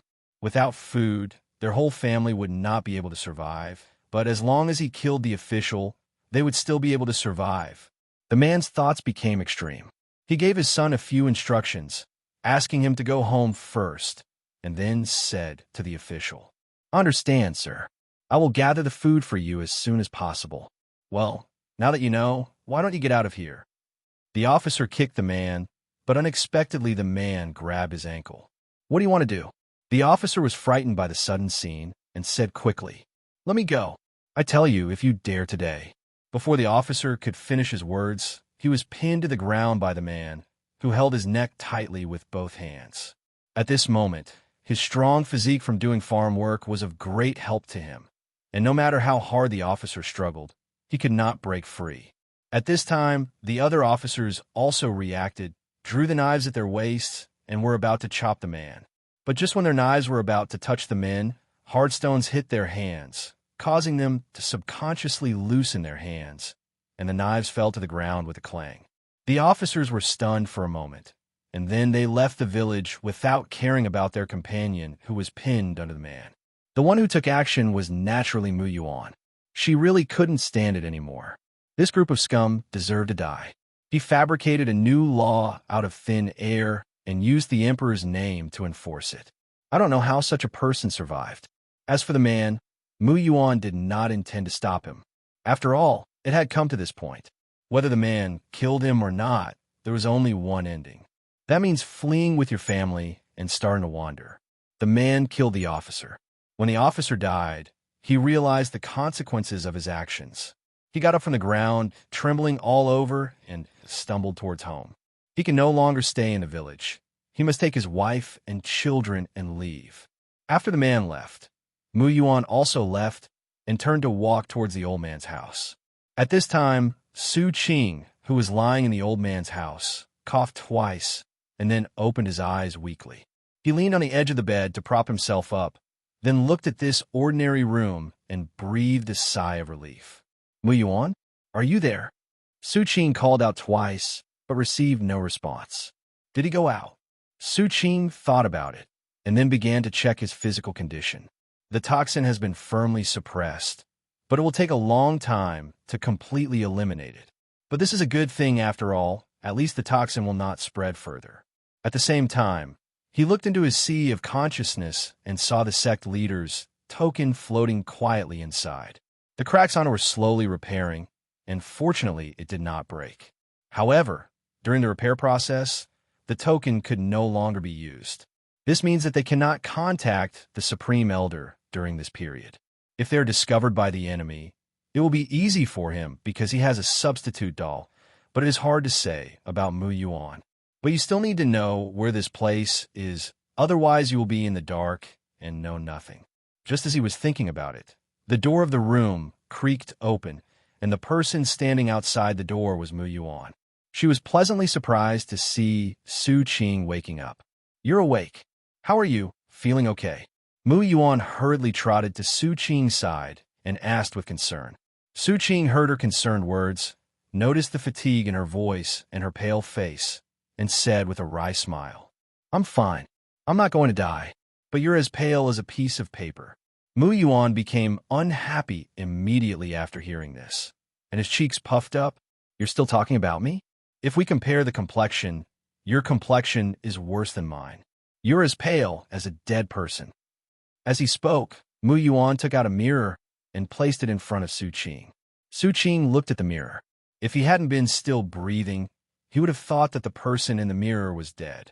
Now you know, your situation is much worse than mine. Forget it, forget it. Let's not talk about this for now. Do you know where this is? Su Qing shook his head and didn't dwell on this topic any longer. Well, this. Mu Yuan felt a little embarrassed. She wanted to ask the old man this morning, but he was not there, so she didn't ask. Let's wait until the old man who took us in comes back and ask, can you leave now? We probably can't stay here much longer. Hearing this, Su Qing asked doubtfully, you can leave, but why can't you stay here longer? Hearing this, Mu Yuan told Su Qing what had just happened. And after she finished speaking, she said guiltily, if it weren't for me, the officer wouldn't have died, and you wouldn't have to leave here while your injuries were still not healed. But I just don't want to see those people being forced to death by the officials, so I want to ask you, if it were you, what would you do? Hearing this, Su Qing laughed and then said, you are cultivating to be an immortal. What does immortality represent? Immortality represents freedom and freedom from restraints, and freedom to do whatever one wants. Since you think those officials are doing something wrong, then stop them. This is called cultivating an immortal. If you suppress your inner thoughts, then what's the point of cultivating immortality? If you have to consider the consequences of everything, then you will never become an immortal. Hearing this, Mu Yuan suddenly realized, but then asked, but I have implicated you after all, and forced you to leave here seriously injured. Don't you feel angry? Don't you hate me? Why should I hate you?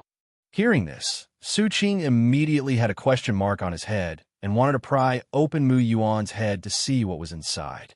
Su Qing didn't want to linger on Mu Yuan's strange train of thought, so he changed the subject. After all, this incident has already happened, and you are involved in it. Moreover, the owner of this house has done us a favor. Have you ever thought about what will be waiting for those officers and soldiers if we leave and they call for help? Hearing this, Mu Yuan's mind emerged the scene where the officials came here again after they left.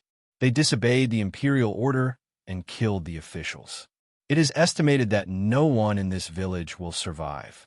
By then, there will be corpses everywhere and fire all over the sky. Mu Yuan shuddered at the thought of this. Thinking about it, she asked, what should we do then? It's very simple. Isn't it enough to just beat them back? Mu Yuan was stunned and felt that there was something wrong with Su Qing's brain.